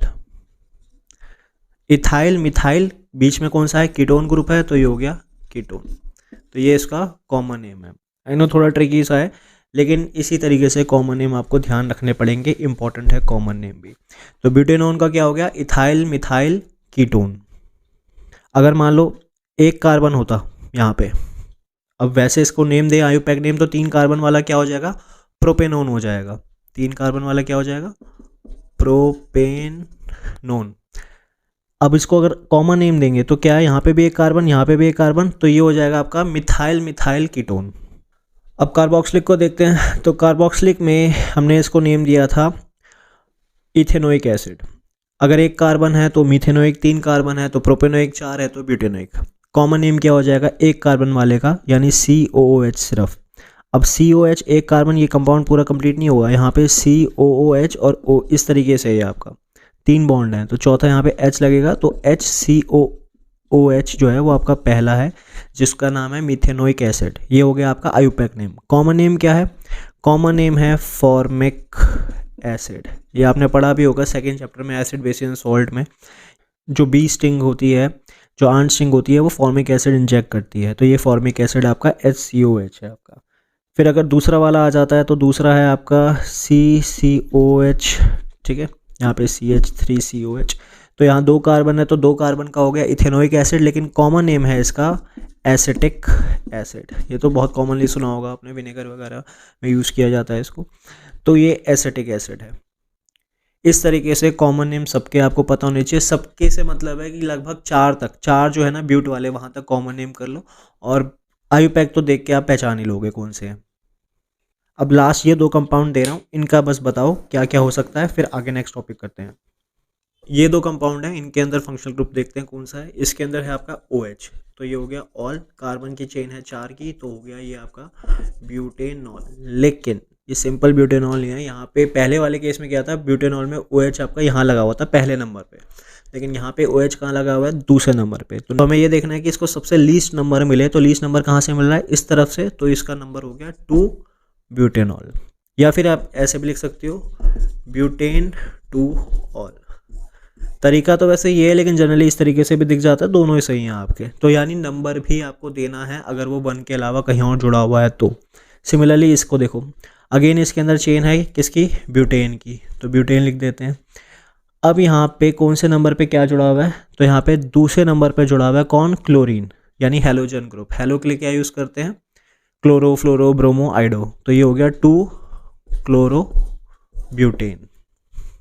अब इसके अलावा जो एल्डिहाइड और कार्बोक्सिलिक है, एल्डिहाइड में आपका क्या है CHO, जिसको आप रिप्रेजेंट करते हैं C double bond O single bond H से, और कार्बोक्सिलिक जो है वो आपका COOH, जिसको हम लिखते हैं C double bond O single bond OH के साथ। तो इसके अंदर ये सेंटर में कभी नहीं आएंगे, हमेशा पहले नंबर पे रहेंगे। क्यों रहेंगे पहले नंबर पे, क्योंकि आप देखो 3 बॉन्ड इसके ऑटोमेटिकली कंप्लीटेड है, तो इसको सिर्फ एक और बनाना है। इसमें भी 1 2 3 बॉन्ड इसके कंप्लीटेड है, क्योंकि कार्बन 4 बनाता है ना, तो 3 तो ये बना ही चुका है, तो सिर्फ एक और बनाना है। तो एक और बनाना है तो इसलिए हमेशा ये साइड में ही लगेगा, पहले नंबर पे रहेगा, ये सेंटर में नहीं आएगा, क्योंकि सेंटर पे क्या का मतलब हो गया, यहाँ पे और यहाँ पे कार्बन देने पड़ेंगे, जो कि पॉसिबल नहीं है। तो इसलिए ये हमेशा फर्स्ट नंबर पे रहता है। तो इसमें सोचने की जरूरत नहीं है 2 3 क्या देना है, इनका हमेशा नॉर्मली नाम रहेगा, मिथेनोइक, प्रोपेनोइक, इसके अंदर आपका मिथेनल, प्रोपेनल, ठीक है ना। यहाँ अल्कोहल में बस ये नंबर चेंज कर सकते हैं, यहाँ पे 1 2 3 4 आ जाएगा। सिमिलरली हेलोजन के अंदर आपका इस तरीके से हो सकता है। Chemical properties of carbon compounds. Chemical property में आपके पास 3 प्रॉपर्टी है, कंबशन, सब्स्टिट्यूशन और एडिशन, जिसमें से सबसे इंपॉर्टेंट है आपकी ये एडिशन रिएक्शन। तो एक एक को पहले समझ लेते हैं क्या क्या है इसका सीन। कंबशन रिएक्शन, कंबशन का मतलब क्या है, किसी भी चीज़ को हीट करना इन द प्रेजेंस ऑफ ऑक्सीजन, यानी जलाना किसी भी चीज़ को इन द प्रेजेंस ऑफ ऑक्सीजन। तो एक हाइड्रोकार्बन CH4 सबसे सिंपलेस्ट हाइड्रोकार्बन है आपका मीथेन, उसको हमने ऑक्सीजन की प्रेजेंस में जब बर्न किया तो हमें क्या मिलेगा, CO2 H2O और हीट और लाइट। और ये ना फिक्स है, ये जो प्रोडक्ट है हर कंबशन का फिक्स है। हर कंबशन से मतलब है कोई भी अगर ऑर्गेनिक कंपाउंड है, यानी जिसमें कार्बन और हाइड्रोजन है, तो आपको CO2 H2O हीट और लाइट, यही 4 चीज़ें मिलेंगी। फ़र्क किस चीज़ में आ जाएगा, इनकी बैलेंसिंग में बस।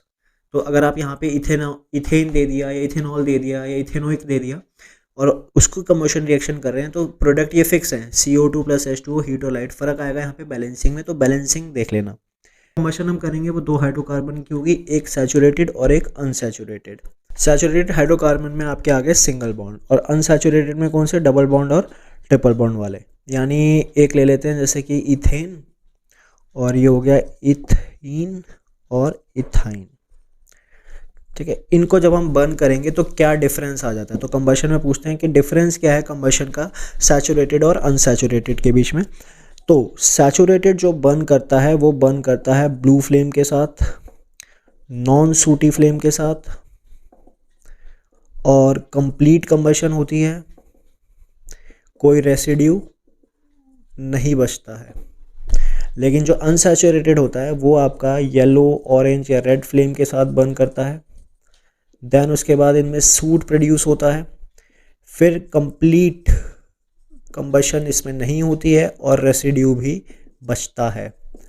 ब्लू फ्लेम, यानी अगर कोई भी हाइड्रोकार्बन अगर कंप्लीटली बर्न हो रहा है तो उसकी फ्लेम का कलर होगा ब्लू। जैसे कि आपकी जो LPG है, यानी जो सिलेंडर्स वगैरह होते हैं, जब आप उसको ऑन करते हो जलाते हो तो कौन सी फ्लेम से बर्न करता है, वो ब्लू फ्लेम के साथ। ब्लू फ्लेम से इसलिए बर्न कर रहा है क्योंकि उसमें क्या प्रेजेंट है, सिलेंडर में कौन सी गैस प्रेजेंट है, उसमें प्रेजेंट है ब्यूटेन, प्रोपेन, ठीक है। ब्यूटेन और प्रोपेन आपकी ये गैस इसमें प्रेजेंट होती है। और ये एन, एन मतलब क्या है, सैचुरेटेड है, तो क्योंकि सैचुरेटेड है इसलिए वो ब्लू फ्लेम के साथ बर्न करता है। लेकिन अनसैचुरेटेड लेते हो तो अनसैचुरेटेड जो बर्न करेगा, जैसे इथीन या इथाइन, वो बर्न करेगा येलो, ऑरेंज या रेड फ्लेम के साथ। ब्लू फ्लेम हमेशा तभी मिलेगी जब वो कंप्लीटली बर्न कर रहा है। तो ये दूसरा भी आ गया कि कंप्लीटली बर्न होते हैं सैचुरेटेड के अंदर, इसके अंदर कंप्लीट बर्न नहीं होता। रीज़न बीइंग, ऐसा क्यों है कि सैचुरेटेड इतने अच्छे तरीके से बर्न करते हैं और अनसैचुरेटेड अच्छे तरीके से बर्न नहीं करते? इनका जो मेन रीज़न है वो है परसेंटेज ऑफ कार्बन। जो आपके सैचुरेटेड होते हैं इनमें जो परसेंटेज है कार्बन की वो कम होती है, और जो अनसैचुरेटेड होते हैं उनमें परसेंटेज कार्बन की ज़्यादा होती है। तो क्योंकि परसेंटेज आपकी कम है कार्बन की, इसलिए वो फटाफट से सारे के सारे कार्बन जो हैं वो आपके बर्न हो जाते हैं। लेकिन इसमें परसेंटेज ज़्यादा है कार्बन की, तो सारे कार्बन बर्न नहीं हो पाते। और क्योंकि कार्बन कंप्लीटली बर्न नहीं हो पा रहा, इसीलिए उसमें से स्मोक निकल रही है, सूट निकल रही है, और फिर रेसिड्यू बच जाता है। सूट का क्या मतलब है? सूट का मतलब है जो कैंडल जैसे आप बर्न करते हो या दिया जलाते हो, तो ये ब्लैक ब्लैक कलर से जो ऊपर निकलता है ना, वो आपका सूट होता है। फिर रेसिड्यू कोई नहीं बचता सैचुरेटेड के अंदर, अनसैचुरेटेड में आपका रेसिड्यू बचेगा। तो ये डिफरेंस है सैचुरेटेड और अनसैचुरेटेड की कंबशन के अंदर।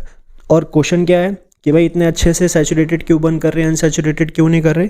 तो रीज़न इसका यही है क्योंकि सैचुरेटेड में percentage of carbon is less और अनसैचुरेटेड में percentage of carbon is more.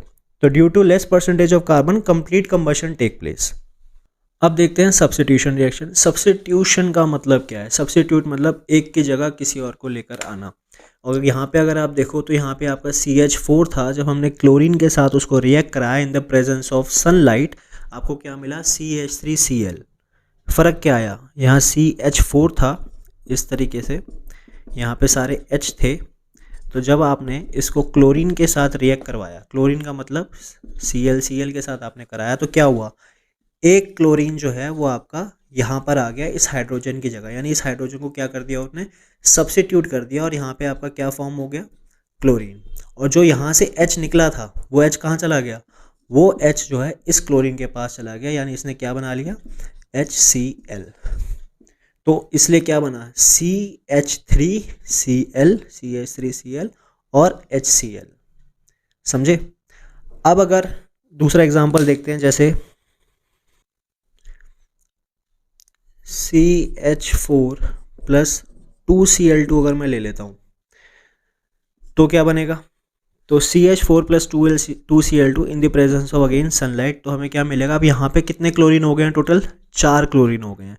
तो 4 क्लोरीन है ना, या अगर मान लो 4 हैं, 6 हैं, 8 हैं, तो हमेशा ऐसा होगा कि आधे क्लोरीन जो हैं वो इस कंपाउंड के पास जाएंगे और आधे जो हैं वो आपके HCl बना लेंगे। तो 4 क्लोरीन है तो यहाँ पे हमारे पास CH4 है और 2 क्लोरीन है, और ऐसे भी कितने ग्रुप हैं? 2 ग्रुप हैं। ऐसे लेके चल लेते हैं, ठीक है ना। तो होगा क्या कि आपके पास जो यहाँ पे 2 क्लोरीन है, ये वाला और ये वाला क्लोरीन, ये आ जाएंगे यहाँ पे। तो हाइड्रोजन यहाँ से हट जाएगा और ये वाला यहाँ आ जाएगा, या कहीं भी आप ले लो। तो हाइड्रोजन यानी 2 हाइड्रोजन यहाँ से रिमूव हो गए और 2 Cl यहाँ से रिमूव हो गए, 2 हाइड्रोजन यहाँ से रिमूव हो गए, तो आपके पास आया 2 HCl। और यहाँ पे क्या बन गया? H थाई, यहाँ पे 2 Cl आ गए, यानी CH2Cl2 और 2 HCl। ये आपका यहाँ पे बन चुका है। इसमें जो मेन आता है सब्स्टिट्यूशन का, वो आता है आपका क्लोरोफॉर्म बनाने का। क्लोरोफॉर्म का फॉर्मूला क्या है? क्लोरोफॉर्म है CHCl3। वो कैसे बनेगा? बोलेंगे भाई सब्स्टिट्यूशन करो कि CHCl3 बनानी है, लेंगे हम CH4 ही प्लस Cl2। अब ये देखो फॉर्मूला ध्यान रखो कितना है? CHCl3, Cl3 आ रहा है ना, तो 3Cl है तो हम कितना ले लेंगे? 6 लेंगे। हमें चाहिए कितना? 6 क्लोरीन चाहिए, तो 3Cl है तो यहाँ पे हम लगा देते हैं 3Cl। अब क्या होगा? 3Cl है, 3Cl का मतलब अगेन Cl Cl2 और तो Cl2 का मतलब क्या है? 2Cl 2Cl, तो ऐसे 3 बार हमने ले लिए, ये हो गया 3Cl2। और यहाँ पे आपके पास कितना है? CH4 H। तो अब क्या होगा? 3 क्लोरीन जो हैं वो आपके इन 3 हाइड्रोजन को क्या कर देंगे? सब्स्टिट्यूट कर देंगे, और जो इनमें से 3 हाइड्रोजन निकलेंगे, ये गया, ये गया, ये गया, तो वो इसके साथ आ जाएगा, यहाँ पर। तो यहाँ पे आ गए वापस से क्लोरीन, क्लोरीन यहाँ से चला गया और यहाँ पे आ चुके हैं आपके हाइड्रोजन हाइड्रोजन हाइड्रोजन। तो क्या बन गया ये आपका CHCl3, CHCl3 प्लस कितने HCl, 3HCl। तो ये हो गई आपकी सब्स्टिट्यूशन रिएक्शन जिससे आपने फॉर्म किया chloroform in the presence of sunlight. अब लास्ट हमारे पास है रिएक्शन एडिशन और यही है सबसे इंपॉर्टेंट। एडिशन रिएक्शन का पर्पस क्या है? एडिशन रिएक्शन के अंदर हम क्या कर रहे हैं, अनसैचुरेटेड को सैचुरेटेड बना रहे हैं। अब पहले फटाफट से अनसैचुरेटेड सैचुरेटेड का मतलब समझ लेते हैं। अगर आपने केमिस्ट्री में पढ़ा हो तो अनसैचुरेटेड का मतलब क्या है, जिसमें हम और ऐड कर सकते हैं, और सैचुरेटेड का मतलब जिसमें हम और ऐड नहीं कर सकते। तो यहाँ पे भी वही हो रहा है, जो अनसैचुरेटेड डबल बॉन्ड और ट्रिपल बॉन्ड इसमें हम और ऐड करेंगे। इसमें जब हम ऐड करेंगे, क्या ऐड करेंगे, हाइड्रोजन, तो ये बन जाएगा आपका डबल बॉन्ड, और डबल बॉन्ड में दोबारा से हम हाइड्रोजन ऐड करेंगे तो ये आपका बन जाएगा सिंगल बॉन्ड। अब सिंगल बॉन्ड से और शॉर्टेज कुछ नहीं हो सकता, इसलिए क्या हो गया, सिंगल बॉन्ड वाला क्या है आपका सैचुरेटेड है, और ये दोनों आपके क्या है अनसैचुरेटेड, क्योंकि इसमें हम और फर्दर ऐड कर सकते हैं।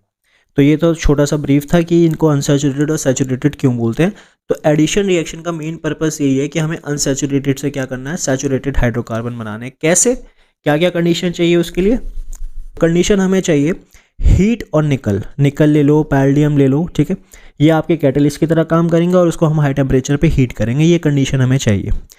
अब करना क्या है, जैसे कि आप देख सकते हो CH2 था, इसका मतलब ये हो गया, ये 2 C थे और यहाँ पे हमारे पास H था, यहाँ पे हमने हाइड्रोजन ऐड कर दिया, क्योंकि अगर आप देखो तो ये डबल बॉन्ड है, एक कार्बन 4 बनाता है, 1 2 3 4, 1 2 3 4, ठीक है, 4 बॉन्ड इसने बना लिए। अब हमें इसको क्या, ये अनसैचुरेटेड है, इसको हमें करना है सैचुरेटेड में चेंज, तो हमने हाइड्रोजन ऐड कर दिया। फिर निकल और पैलेडियम के साथ हमने इसको किया बहुत ज़्यादा हीट, एज अ कैटलिस्ट काम करेंगे। तो हीट करने के साथ क्या होगा, ये जो 2 हाइड्रोजन थे वो इसमें ऐड हो जाएंगे। अब ऐड होंगे तो ये बॉन्ड यहाँ से हटेगा, ये बॉन्ड यहाँ से हट जाएगा, तो ये हो जाएगा सिंगल सिंगल बॉन्ड। और क्योंकि 2 नए हाइड्रोजन आए हैं, देखो पहले तो ये था ही हमारे पास, अब हमारे पास क्या आ गया, 2 हाइड्रोजन और आ गए। तो अगर हमें 2 हाइड्रोजन को अकोमोडेट करना है तो इसका एक बॉन्ड हमें यहाँ से हटाना पड़ेगा, तभी वो यहाँ पे एक हाइड्रोजन जो 2 नए हैं वो यहाँ पर आ पाएंगे। तो अब क्या हो गया, ये सिंगल बॉन्ड बन गया, सैचुरेटेड हो गया। तो ये आपका इथीन से हमने क्या बना दिया, इथेन बना दिया। इस रिएक्शन को यूज़ कहाँ करते हैं, इस रिएक्शन को हम यूज़ करते हैं, इसका एक यूज़ जो आपने पढ़ा है वो है इंडस्ट्रियल एप्लीकेशन है। इंडस्ट्रियल एप्लीकेशन वेजिटेबल ऑयल्स को वेजिटेबल घी में चेंज करते हैं। ये है आपके सामने वेजिटेबल ऑयल, इसको हम बनाएंगे वेजिटेबल घी, यानी जो हमारा वेजिटेबल ऑयल होता है वो हमारा है अनसैचुरेटेड, उसको हमें करना है सैचुरेटेड, यानी चेंज करना है किसमें, वेजिटेबल घी में। तो हाइड्रोजन इसमें हम ऐड करेंगे इन द प्रेजेंस ऑफ निकल एंड पैलेडियम, या फिर और इसको हम करेंगे हीट, ठीक है।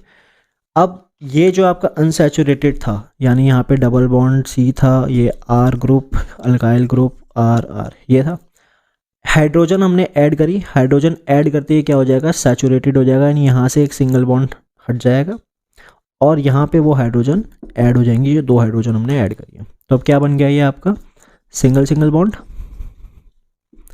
यानी अनसैचुरेटेड से सैचुरेटेड हो गया। वेजिटेबल ऑयल से क्या बन चुका है आपका, वेजिटेबल घी, यानी वेजिटेबल जो घी है वो आपका सैचुरेटेड है, ऑयल आपका अनसैचुरेटेड है। हेल्दी कौन सा है या बेनिफिशियल कौन सा है, तो वो आपका वेजिटेबल ऑयल, यानी अनसैचुरेटेड आपके बेनिफिशियल होते हैं और वेजिटेबल घी आपके बेनिफिशियल नहीं होते। ध्यान रखना, वेजिटेबल यानी वनस्पति घी की बात हो रही है, जो आपको काऊ से घी वगैरह मिलते हैं यहाँ पे, उसकी बात नहीं हो रही है। अब इसके बाद आइडेंटिफाई करने को आ जाता है कि भाई कैसे आइडेंटिफाई करेंगे कि कौन सा हमारे पास सैचुरेटेड ऑयल है, कौन सा अनसैचुरेटेड है। क्योंकि अगर आप घी को भी अगर आप हीट करो तो वो लिक्विड फॉर्म में आ जाता है। तो आपके पास अगर 2 टेस्ट ट्यूब आपको दे दिए, ठीक है, दोनों लिक्विड है, एक के अंदर ऑयल है और एक के अंदर आपका घी है, वेजिटेबल ऑयल वेजिटेबल घी, यानी एक के अंदर अनसैचुरेटेड है, एक के अंदर सैचुरेटेड है, और हमें बताना है कि कौन सा क्या है। तो हम यहाँ पे करेंगे bromine water test. Bromine water brown colour का आपका होता है, उसको हम डालेंगे दोनों सैंपल के अंदर, आपने इसके अंदर भी डाल दिया और आपने इसके अंदर भी डाल दिया। अब होगा क्या कि जैसे ही आप ब्रोमीन वाटर डालोगे तो जो आपका अनसैचुरेटेड है वो आपका डीकलराइज हो जाएगा, यानी ब्रोमीन वाटर जो है वो आपका ब्राउन कलर का है।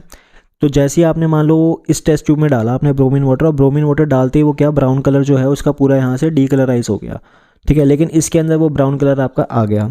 तो इसमें डीकलराइज हो गया यानी ब्राउन कलर नहीं रहा, तो ये हो गया आपका ऑयल, इसके अंदर ब्राउन कलर आ गया यानी ये है आपका घी।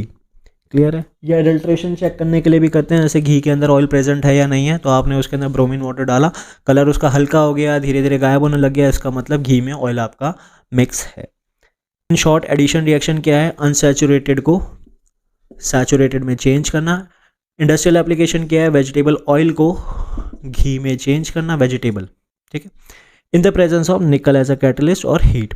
फिर उसके बाद इसका टेस्ट है कि कैसे आइडेंटिफाई करेंगे, तो हमारे पास है bromine water test. Bromine water test के अंदर जब हम डालेंगे तो जो अनसैचुरेटेड होगा यानी जो ऑयल होगा वो आपका डीकलराइज हो जाएगा, और जो सैचुरेटेड है जो यानी घी है वो आपका ब्राउन कलर उसमें मेंटेन रहेगा। तो ये थी सारी chemical properties of carbon compound, combustion, substitution और एडिशन। सब्स्टिट्यूशन में मेन आपको क्लोरोफॉर्म का करना है, एडिशन में हाइड्रोजनेशन। अच्छा हाँ, एक चीज़ बताना भूल गया, ये जो है ना, ये हमने किया रिएक्शन, इसको हम बोलते हैं hydrogenation of fats and oils, ठीक है, यानी हाइड्रोजन हमने इसमें ऐड किया है।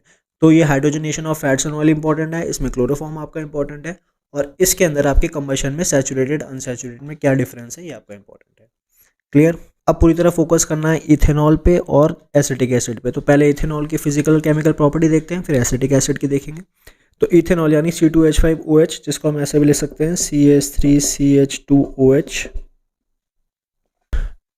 ये इसकी फिजिकल प्रॉपर्टी है सारी, और यहाँ पे इसकी केमिकल प्रॉपर्टीज है। फिजिकल प्रॉपर्टी में क्या क्या है फटाफट देखो, कलरलेस होता है, बर्निंग टेस्ट है, 78 डिग्री इसका बॉइलिंग पॉइंट है।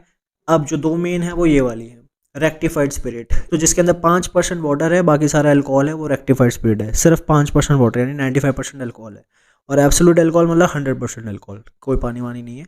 तो ये एब्सोल्यूट अल्कोहल 100% अल्कोहल, और रेक्टिफाइड स्पिरिट जिसके अंदर 95% अल्कोहल और 5% सिर्फ वाटर है। तो ये दो टर्म्स आपको ध्यान रखनी है, ये सिर्फ इसकी फिजिकल प्रॉपर्टीज़ है। केमिकल प्रॉपर्टीज़ इंपॉर्टेंट जो है वो आपकी केमिकल प्रॉपर्टीज़ हैं। केमिकल प्रॉपर्टी में सबसे पहले आपका कंबशन, जैसे कंबशन में पहले भी बात हुई थी, कोई भी हाइड्रोकार्बन को बर्न करो, क्या फिक्स प्रोडक्ट्स मिलने हैं हमें, जैसे इथेनॉल और O2 अगर बर्न हो भी रहे हैं तो कुछ सोचने की जरूरत नहीं है, सीधा सीधा CO2 plus H2O plus heat plus light. फ़र्क किस चीज़ में आएगा, फ़र्क आएगा इसकी बैलेंसिंग में। जैसे यहाँ पे हो जाएगा आपका 3O2, यहाँ पर हो जाएगा आपका 2CO2, और यहाँ पे हो जाएगा आपका 3H2O। बस कंपाउंड्स वही बनेंगे, बस फ़र्क आएगा बैलेंसिंग के अंदर। तो कंबशन क्लियर है। नेक्स्ट इसके बाद है आपका ऑक्सीडेशन। ऑक्सीडेशन रिएक्शन में क्या करना है, हमें दो चीज़ें लेते हैं बेसिकली। ऑक्सीडेशन यानी एडिशन ऑफ ऑक्सीजन, और वो ऑक्सीजन कौन देगा हमें, ऑक्सीजन हमें देगा यहाँ पे एसिडिफाइड K2Cr2O7, यानी एसिडिफाइड पोटेशियम डाइक्रोमेट या फिर अल्कली पोटेशियम परमैंगनेट। हीट भी करेंगे ऑफ कोर्स, हीट भी हमें करना है। तो अल्कोहल लेंगे और हीट करेंगे इन द प्रेजेंस ऑफ या तो एसिडिफाइड K2Cr2O7 पोटेशियम डाइक्रोमेट या फिर अल्कलीन KMnO4, इन दोनों में से कोई एक लेंगे, उसकी प्रेजेंस में हम इसको हीट करेंगे। ये दोनों हमने क्यों लिए, इसमें से क्वेश्चन आ जाता है कि इसका काम क्या था, तो they act as an oxidising agent, ये ऑक्सीडाइजिंग एजेंट की तरह काम करते हैं, यानी ये ऑक्सीजन प्रोवाइड करेंगे इसको, इसके अंदर अल्कोहल को देंगे। ये जो है ये आपकी नेसेंट ऑक्सीजन है, जो ऐसे ब्रैकेट में लिखते हैं, बहुत रिएक्टिव होती है, इसलिए फटाफट से जैसी जाएगी इसके साथ और यहाँ पे अल्कोहल के साथ ये कंबाइन हो जाएगी। और मिलेगा क्या हमें, होगा क्या इससे, हमें मिलेगा CH3COOH प्लस H2O, यानी हमने क्या बनाया, अल्कोहल से एसिटिक एसिड। ये इंपॉर्टेंट रिएक्शन है। अल्कोहल से क्या बन रहा है, एक दूसरा ही आपका फंक्शनल ग्रुप वाला कंपाउंड बन रहा है एसिटिक एसिड। कैसे, हमने क्या कर दिया, इसके अंदर ऑक्सीजन हमने दे दी। यहाँ देखो CH3COOH बन गया यहाँ पे। नेक्स्ट थर्ड रिएक्शन में हमने सीधा सीधा सोडियम के साथ इसको रिएक्ट करा है। अल्कोहल है, सोडियम है, आपको मिल जाएगा C2H5ONA प्लस H2, यानी सोडियम इथॉक्साइड, और यहाँ पे H2। अब यहाँ पे जो अल्कोहल बिहेव कर रहा है एज अ एसिड की तरह। कैसे बिहेव कर रहा है, क्योंकि यहाँ पे आप देखो जो H प्लस आयन है उसका यहाँ से रिमूव हो गया और यहाँ पे H2 इसने फॉर्म कर लिया है, तो ये जो है इसके साथ आके सेटल हो गया।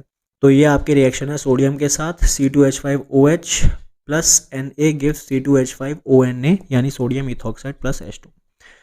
फिर आता है आपका डिहाइड्रेशन। लास्ट डिहाइड्रेशन भी नाम से क्लियर है, इसका मतलब है कि आप डिहाइड्रेट कर रहे हो, यानी पानी इसमें से आप रिमूव कर रहे हो। तो C2H5OH में से जब आप पानी रिमूव कर दोगे तो आपके पास क्या बचेगा, C2H4, यानी C डबल बॉन्ड C और H4, क्योंकि आपने C2H5OH में से आपने OH निकाल दिया और एक H यहाँ से निकाल दिया, तो क्या बन गया C2H4, यानी ये क्या बन गया इथीन।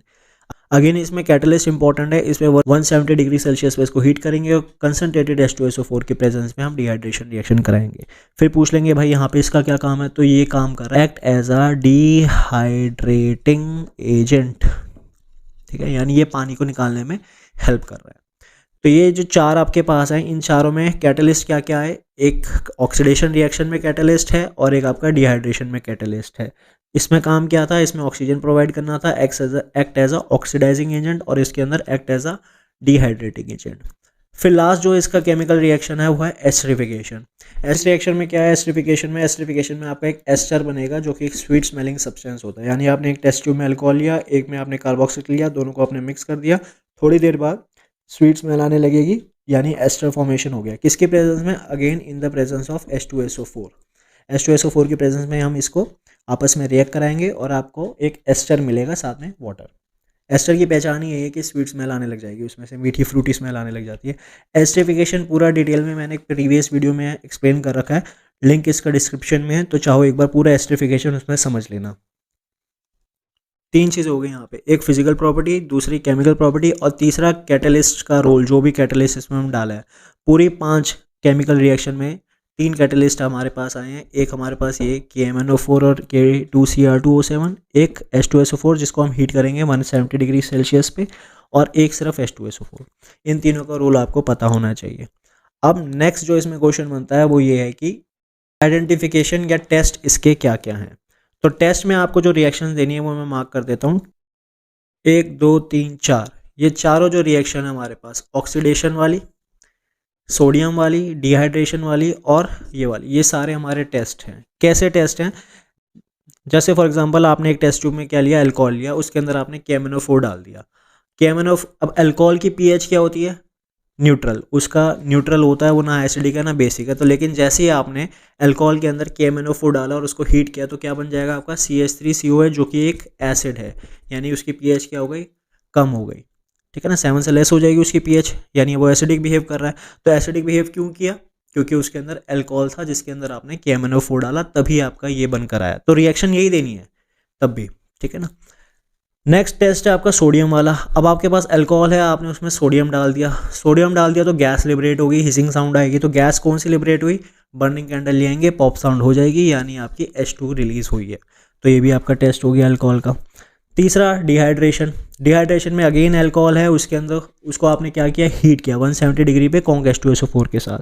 अब जब आप हीट करोगे तो क्या बन जाएगा, अनसैचुरेटेड कंपाउंड। और अनसैचुरेटेड अगर बन गया है तो उसमें हम क्या कर देंगे, ब्रोमीन वाटर टेस्ट कर देंगे। तो ब्रोमीन वाटर टेस्ट करेंगे तो आप देखेंगे डिकलराइज हो गया, यानी एक अनसैचुरेटेड आपका बन गया है।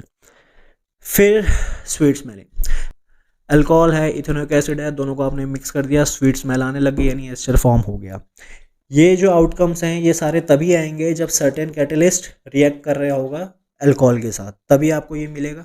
और अगर ये मिल रहा है इट मीन्स कि आपके पास शुरुआत में क्या था, अल्कोहल था। तो ये वाली रिएक्शन, ये वाली रिएक्शन, ये वाली रिएक्शन, ये चारों रिएक्शन जो है वो टेस्ट ऑफ अल्कोहल की है। तो ये नेक्स्ट टॉपिक आपके पास है डीनेचर्ड अल्कोहल, यानी हम अल्कोहल का नेचर कर देंगे ख़राब। और हमें ये क्यों करना है, क्योंकि अल्कोहल इंडस्ट्रियली बहुत जगह यूज़ किया जाता है, इसलिए ये ड्यूटी फ्री है। कौन सा, इथाइल अल्कोहल। तो इथाइल अल्कोहल ड्यूटी फ्री है, और ड्यूटी फ्री है यानी इस पर टैक्स नहीं लग रहा, तो यानी इसकी ब्लैक मार्केटिंग होगी। और ब्लैक मार्केटिंग होगी तो क्या होगा, जो अल्कोहल कंज्यूम करने के लिए बनता है वो आपका नकली बनेगा, उसकी प्रॉपर्टीज़ जो हैं वो सही नहीं होगी, इसलिए हम क्या करते हैं, डीनेचर्ड कर देते हैं। ये 3 चीज़ें हैं, मिथेनॉल, पायरिडिन, कॉपर सल्फेट। इन तीनों में से कोई भी चीज़ जब आप इथाइल अल्कोहल यानी C2H5OH के अंदर आप डाल दोगे तो उसका नेचर हो जाएगा ख़राब, यानी वो अल्कोहल ख़राब हो जाएगा, कंज्यूम नहीं कर सकते आप उसे, तो वो बन गया आपका डीनेचर्ड अल्कोहल। तो अगर कंज्यूम कर लोगे तो क्या हो जाएगा, नर्वस ब्रेकडाउन और ऑप्टिक नर्व डैमेज, यानी आप गए। तो डीनेचर्ड अल्कोहल का पर्पज़ यही है कि अल्कोहल को ब्लैक मार्केटिंग होने से रोकना, इसलिए उसके अंदर हम क्या डालेंगे, ये 3 चीज़ डालेंगे, जिसकी वजह से वो अनफिट टू कंज्यूम हो जाएगा, ड्रिंक हो जाएगा। और अगर ड्रिंक कर लोगे तो आपके साथ ये दिक्कतें होंगी। और टाटा बाय बाय। इथेनोइक एसिड यानी also known as acetic acid, जो है आपका CH3COOH, यानी COOH इसकी पहचान है। अगेन इसकी फिजिकल प्रॉपर्टीज़ और केमिकल प्रॉपर्टीज़ देख लेते हैं। फिजिकल प्रॉपर्टी में आपके पास सबसे पहले ये कलरलेस है, सार टेस्ट है यानी खट्टा टेस्ट करता है। ग्लेशियल एसिटिक एसिड, ये टर्म अब इसमें इंपॉर्टेंट है। ग्लेशियल एसिटिक एसिड का मतलब क्या है कि जब आप इसको फ्रीज कर देते हो, यानी जब ये फ्रीज हो जाता है तो ग्लेशियर टाइप अपीयरेंस देता है। बर्फ़ जैसा नहीं, बर्फ़ हो गया आपका ट्रांसपेरेंट, ग्लेशियर हो गया आपका वाइट कलर का, तो ग्लेशियर जैसा आपका अपीयरेंस देता है, इसलिए इसको क्या बोलते हैं, ग्लेशियल एसिटिक एसिड भी बोलते हैं। फिर H2O यानी पानी के साथ अगर आप इसको मिलाते हो 5 से 10% एसिटिक एसिड डाल दोगे पानी के अंदर, तो आपका क्या तैयार हो जाएगा, विनेगर। ठीक है, तो ये इसकी सारी फिजिकल प्रॉपर्टीज़ हैं, जिसमें मेन आपको ग्लेशियल एसिटिक एसिड ध्यान रखना है और विनेगर में कितनी परसेंटेज है ये आपको ध्यान रखना है, 5 से 10%। फिर अब केमिकल प्रॉपर्टीज़, केमिकल प्रॉपर्टी में आपके पास इसमें 1 2 3 4 केमिकल प्रॉपर्टी हैं। सबसे पहले लिटमस, लिटमस में क्योंकि एक एसिड है तो एसिड में क्या कलर आ जाएगा, लिटमस में दे देगा ये रेड कलर। और पीएच जो है, पीएच स्केल में अगर आप इसको देखोगे विनेगर को या फिर इसको, तो आपको लगभग 3 से 4 के आसपास इसकी पीएच आएगी। नेक्स्ट जो हमारे पास केमिकल प्रॉपर्टी है, कार्बोनेट्स और बाइकार्बोनेट के साथ रिएक्शन है इसका। तो जब आपका एसिटिक एसिड कार्बोनेट या बाइकार्बोनेट दोनों में से कोई ले लो, जब आप रिएक्ट करेगा तो सेम ही आपके पास क्या आएंगे, आउटकम्स आएंगे, प्रोडक्ट मिलेंगे। क्या, CH3CONA प्लस CO2 और H2O, यानी sodium ethanoate plus carbon dioxide plus water. Na2CO3 यानी सोडियम कार्बोनेट को करोगे तब भी यही मिलेगा, बाइकार्बोनेट को करोगे तब भी यही मिलेगा, फ़र्क आ जाएगा बस बैलेंसिंग के अंदर। तो प्रोडक्ट्स बस ध्यान रखना है, acetic acid plus bicarbonate sodium वाला या फिर सोडियम वाला कार्बोनेट, तो आपको मिला sodium ethanoate plus CO2 plus H2O। Clear. Next है आपके पास NaOH वाली। अब इसमें क्या है, अगेन एसिटिक एसिड NaOH के साथ यानी कॉस्टिक सोडा के साथ जब रिएक्ट करेगा तो आपको क्या मिलेगा, सोडियम इथेनोएट CH3CONA और H2O। सिंपल रिएक्शन है। फिर लास्ट जो प्रॉपर्टी है इसकी एस्टरिफिकेशन है। एस्टरिफिकेशन में अल्कोहल में भी देखी थी, क्योंकि अल्कोहल और कार्बोक्सिलिक दोनों मिला के क्या बनाएंगे, एस्टर बनाएंगे और साथ में वाटर मिलेगा। तो अब आपके पास कार्बोक्सिलिक है, आपने उसमें अल्कोहल डाल दिया, हल्का सा क्या डालेंगे इसमें, H2SO4 की फ्यू ड्रॉप्स डालेंगे, तो आपको स्वीट स्मेल, फ्रूटी स्मेल आने लग जाएगी, यानी आपका एस्टर फॉर्म हो गया है आपका। एस्टरिफिकेशन के लिए अगेन डिटेल में आप नीचे डिस्क्रिप्शन में जो लिंक है उस पर आप क्लिक कर लेना, एस्टरिफिकेशन की पूरी वीडियो आपको दिख जाएगी, समझ आ जाएगी। तो क्या क्या प्रॉपर्टीज़ हो गई हमारे पास, लिटमस में रेड, pH 3 से 4, कार्बोनेट्स या बाइकार्बोनेट्स के साथ रिएक्ट करके हमें मिलेगा सोडियम इथेनोएट, और यहाँ पे भी सोडियम इथेनोएट NaOH के साथ। तो देखने वाली बात ये है कि यहाँ पे भी सोडियम इथेनोएट मिल रहा है और यहाँ पे भी सोडियम इथेनोएट मिल रहा है।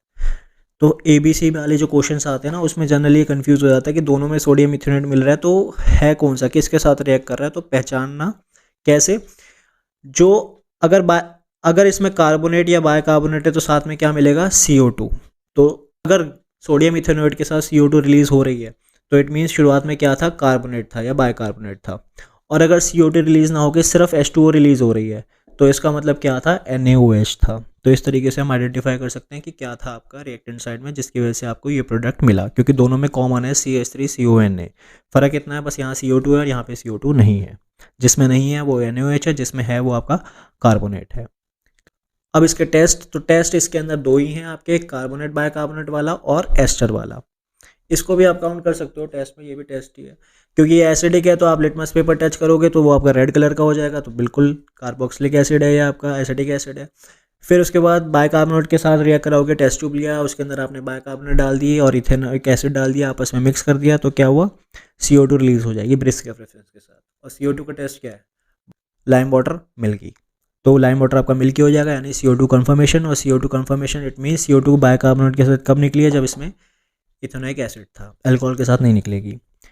NaOH वाला टेस्ट में नहीं आएगा। फिर उसके बाद ये, अब इसके अंदर एस्टर अल्कोहल के टेस्ट में भी सेम है, कार्बोक्सिलिक के टेस्ट में भी सेम है, क्योंकि ये दोनों ही आपस में रिएक्ट करके सिर्फ एस्टर बनाते हैं। तो इस बार अगर आपको कार्बोक्सिलिक दे रखा है और कंफर्म करना है तो उसमें आप अल्कोहल डाल दो, स्वीट स्मेल आ गई यानी एस्टर है, स्वीट स्मेल नहीं है यानी वो कार्बोक्सिलिक नहीं था, कुछ और था। तो लास्ट टॉपिक हमारे पास सोप्स एंड डिटर्जेंट है। तो पहले इनका डिफरेंस देख लो फटाफट से, डिफरेंस ही मेन है इसके अंदर, और फिर क्लिनजिंग एक्शन। तो पहले डिफरेंस देख लो, sodium salt of carboxylic acid. तो जो आपके सोप्स हैं वो क्या है, sodium salt of carboxylic acid है, और ये है sodium salt of benzene sulphonic acid. Structure अगर आप देखो, एक एक फॉर्मूला इनका ध्यान रख लेना, कुछ जाएगा नहीं। C17H35 COONA, और ये है CH3 CH2 का होल 11 C6H4 SO3Na। ठीक है, हाँ थोड़ा इसका कॉम्प्लिकेटेड है ये, लेकिन ध्यान रख लो तो ठीक है, नहीं ध्यान रखो तो बस इतना ज़रूर ध्यान रख लेना यार, sodium salt of carboxylic acid है और ये sodium salt of benzene sulphonic acid है। ठीक है। फिर सोप जो है वो क्लिनजिंग एक्शन शो करता है अपना सॉफ्ट वाटर के अंदर, और जो डिटर्जेंट है वो क्लिनजिंग एक्शन शो करता है हार्ड और सॉफ्ट दोनों के अंदर। ये सॉफ्ट और हार्ड वाटर क्या है फटाफट समझ लो। सॉफ्ट वाटर और हार्ड वाटर। हार्ड वाटर का मतलब है जिसमें कैल्शियम और मैग्नीशियम के आयंस प्रेजेंट है। ये दो ही नाम ध्यान रखना, कैल्शियम और मैग्नीशियम के क्या है आयंस इसके अंदर प्रेजेंट है, तो ये हार्ड वाटर है। सॉफ्ट वाटर जिसमें कोई भी आयंस प्रेजेंट नहीं होता।